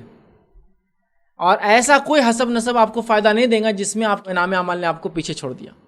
سمجھ رہا کہ ہم فلاں خاندان سے تو ہم تو جنتی ہیں. بہت سارے لوگ ہوتے ہیں. ایک مرتبہ یہ ہوا کہ میں ایک جگہ درس لینے جاتا تھا اور وہاں یہ ہو گیا کہ چونکہ لوگ اختلاف کرتے، جماعتی اختلاف وغیرہ ہوتے ہیں، وہاں بہت ہی برا حال تھا. کچھ لوگ داخل ہو گئے اندر مسجد میں اور لوگوں کو مارنا شروع کر دیا، لڑائی شروع ہو گئی. مطلب تو لڑائی ہونے لگی ان کی. اب میں دیکھ رہا ہوں، ان کو روک بھی رہا ہوں. کچھ لوگوں کو لڑتے لڑتے ایک آدمی اس لڑائی میں سے نکل کے میرے طرف آ گیا. بولے یہ تو فتنے کی جڑ یہ ہے، درس جو لیتا اس کو نہیں. تو جیسی وہ میرے طرف آیا تو دوسرا آدمی فوراً بھاگتے ہوئے آیا.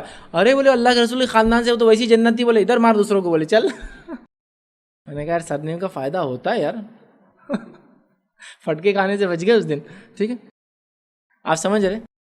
تو لوگوں کا بڑا وہ ہے، نہیں بولے یہ تو کچھ بھی کرو، بولے گناہ گار سے گناہ گار رہو، جنت تو ان کی ہے ہی. بولے یہ دوسرے کا کو بگڑ رہے، بولے اس کی وجہ سے ان کو سدھارو. بولے اپن سمجھ رہے آپ لوگوں کے اپنے اپنے مزاج. تو یاد رکھیے یہ ایسا اونچ، ایسی نیچ اسلام میں نہیں ہے. تو کوئی انسان اگر اپنے آپ کو فلاں خاندان سے اپنے آپ کو فخر جتلانے بول رہا ہے، یہ بہت ہی گھٹیا پن ہے. یاد رکھیے ہر آدمی اس کے اعمال سے جج کیا جائے گا. میں نے وہ حدیث اس سے پہلے رکھی تھی، بس مختصر دہراتا ہوں. نبی اکرم صلی اللہ علیہ وسلم کے سامنے سے ایک آدمی گیا. آپ نے صحابہ سے پوچھا یہ آدمی کیسا ہے؟ تو کہا کسی کے رشتہ بھیجے تو قبول کیا جائے گا، کسی کو مشورہ دے تو سنا جائے گا، کسی مجلس میں جائے تو اس کو دھیان دیا جائے گا.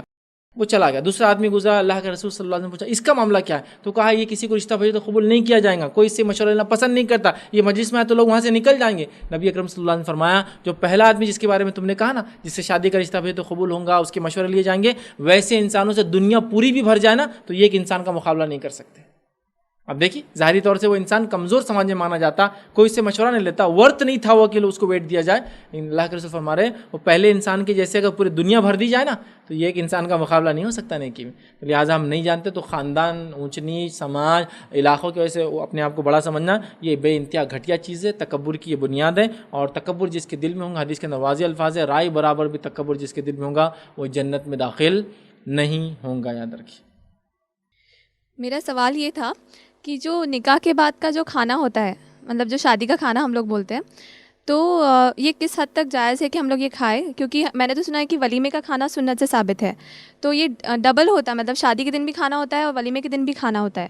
تو یہ کھانا جائز ہے کہ نہیں؟ اور اگر کوئی لوگ اس کو منع کرتے ہیں تو فیملی والے اس کو پریشرائز کر کے یہ بولتے ہیں کہ ہم اتنے بھی غریب نہیں ہیں کہ اتنا کھانا بھی نہیں کھلا سکتے ہمارے رشتہ داروں کو، تو یہ کیا جائز ہے؟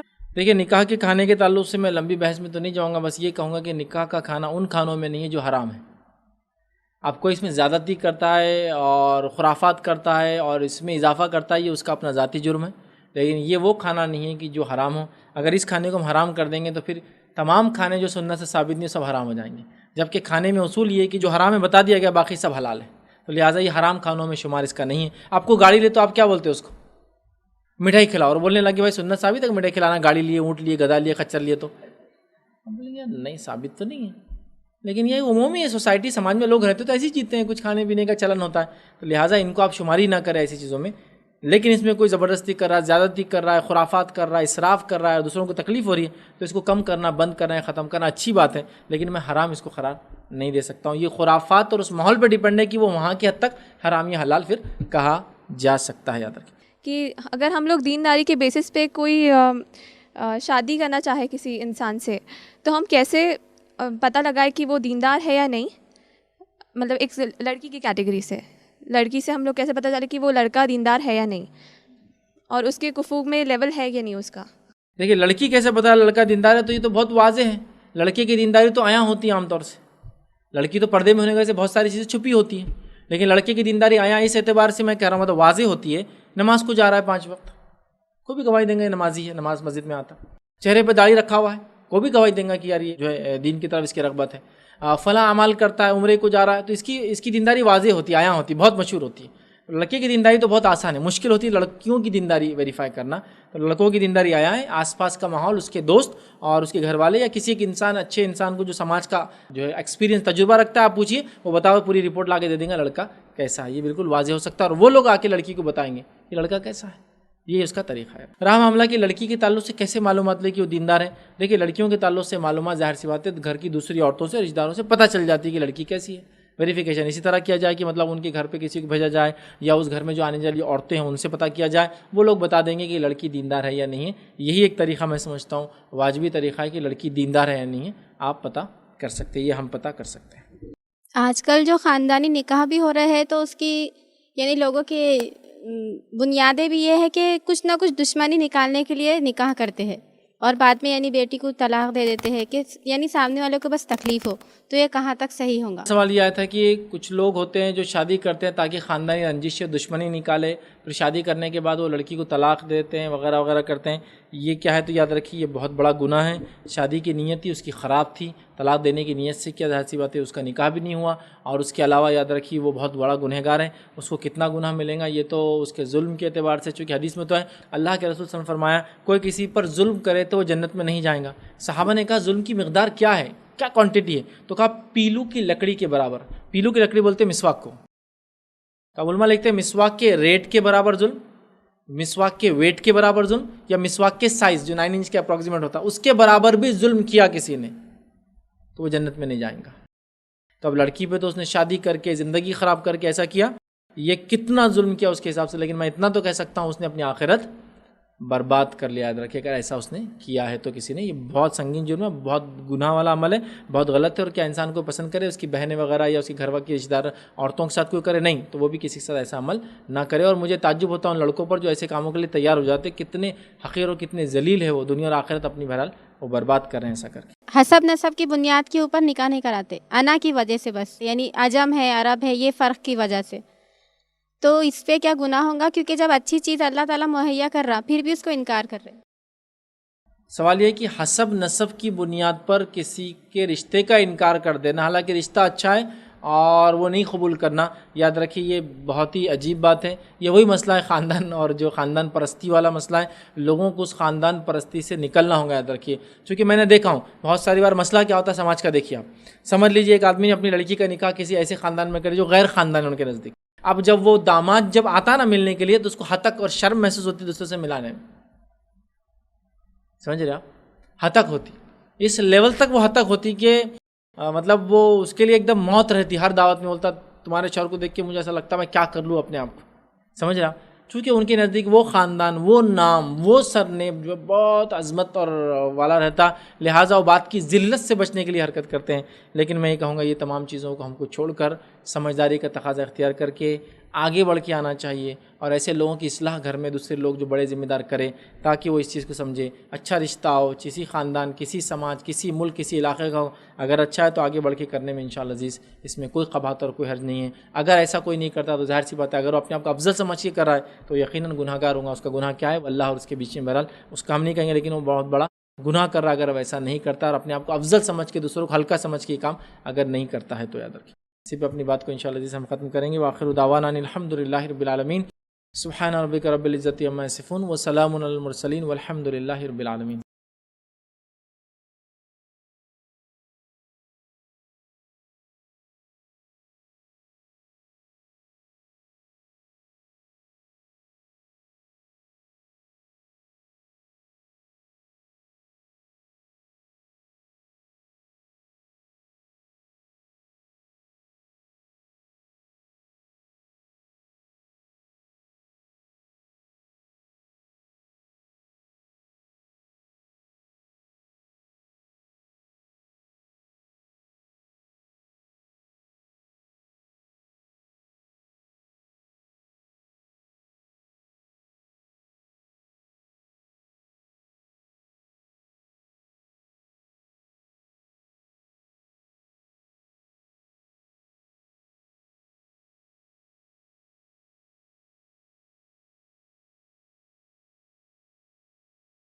السلام علیکم. آپ بھی ہمارے اس کام میں تعاون کریں اپنی زکات و صدقات کے ذریعے. ڈونیشن ڈیٹیلز کے لیے ڈونیٹ اس پر کلک کریں. اگر آپ کو ہمارے ویڈیوز پسند آئے ہیں تو اسے شیئر کریں اور سب کے حقدار بنیں. روزانہ ہمارے ویڈیوز کو پانے کے لیے ہمارے یوٹیوب چینل کو سبسکرائب کریں اور بیل آئکن دبائیں. ہم سے دیگر سوشل میڈیا پر جڑنے کے لیے ویڈیو میں دیے گئے آئی ڈی کو سرچ کریں. جزاک اللہ.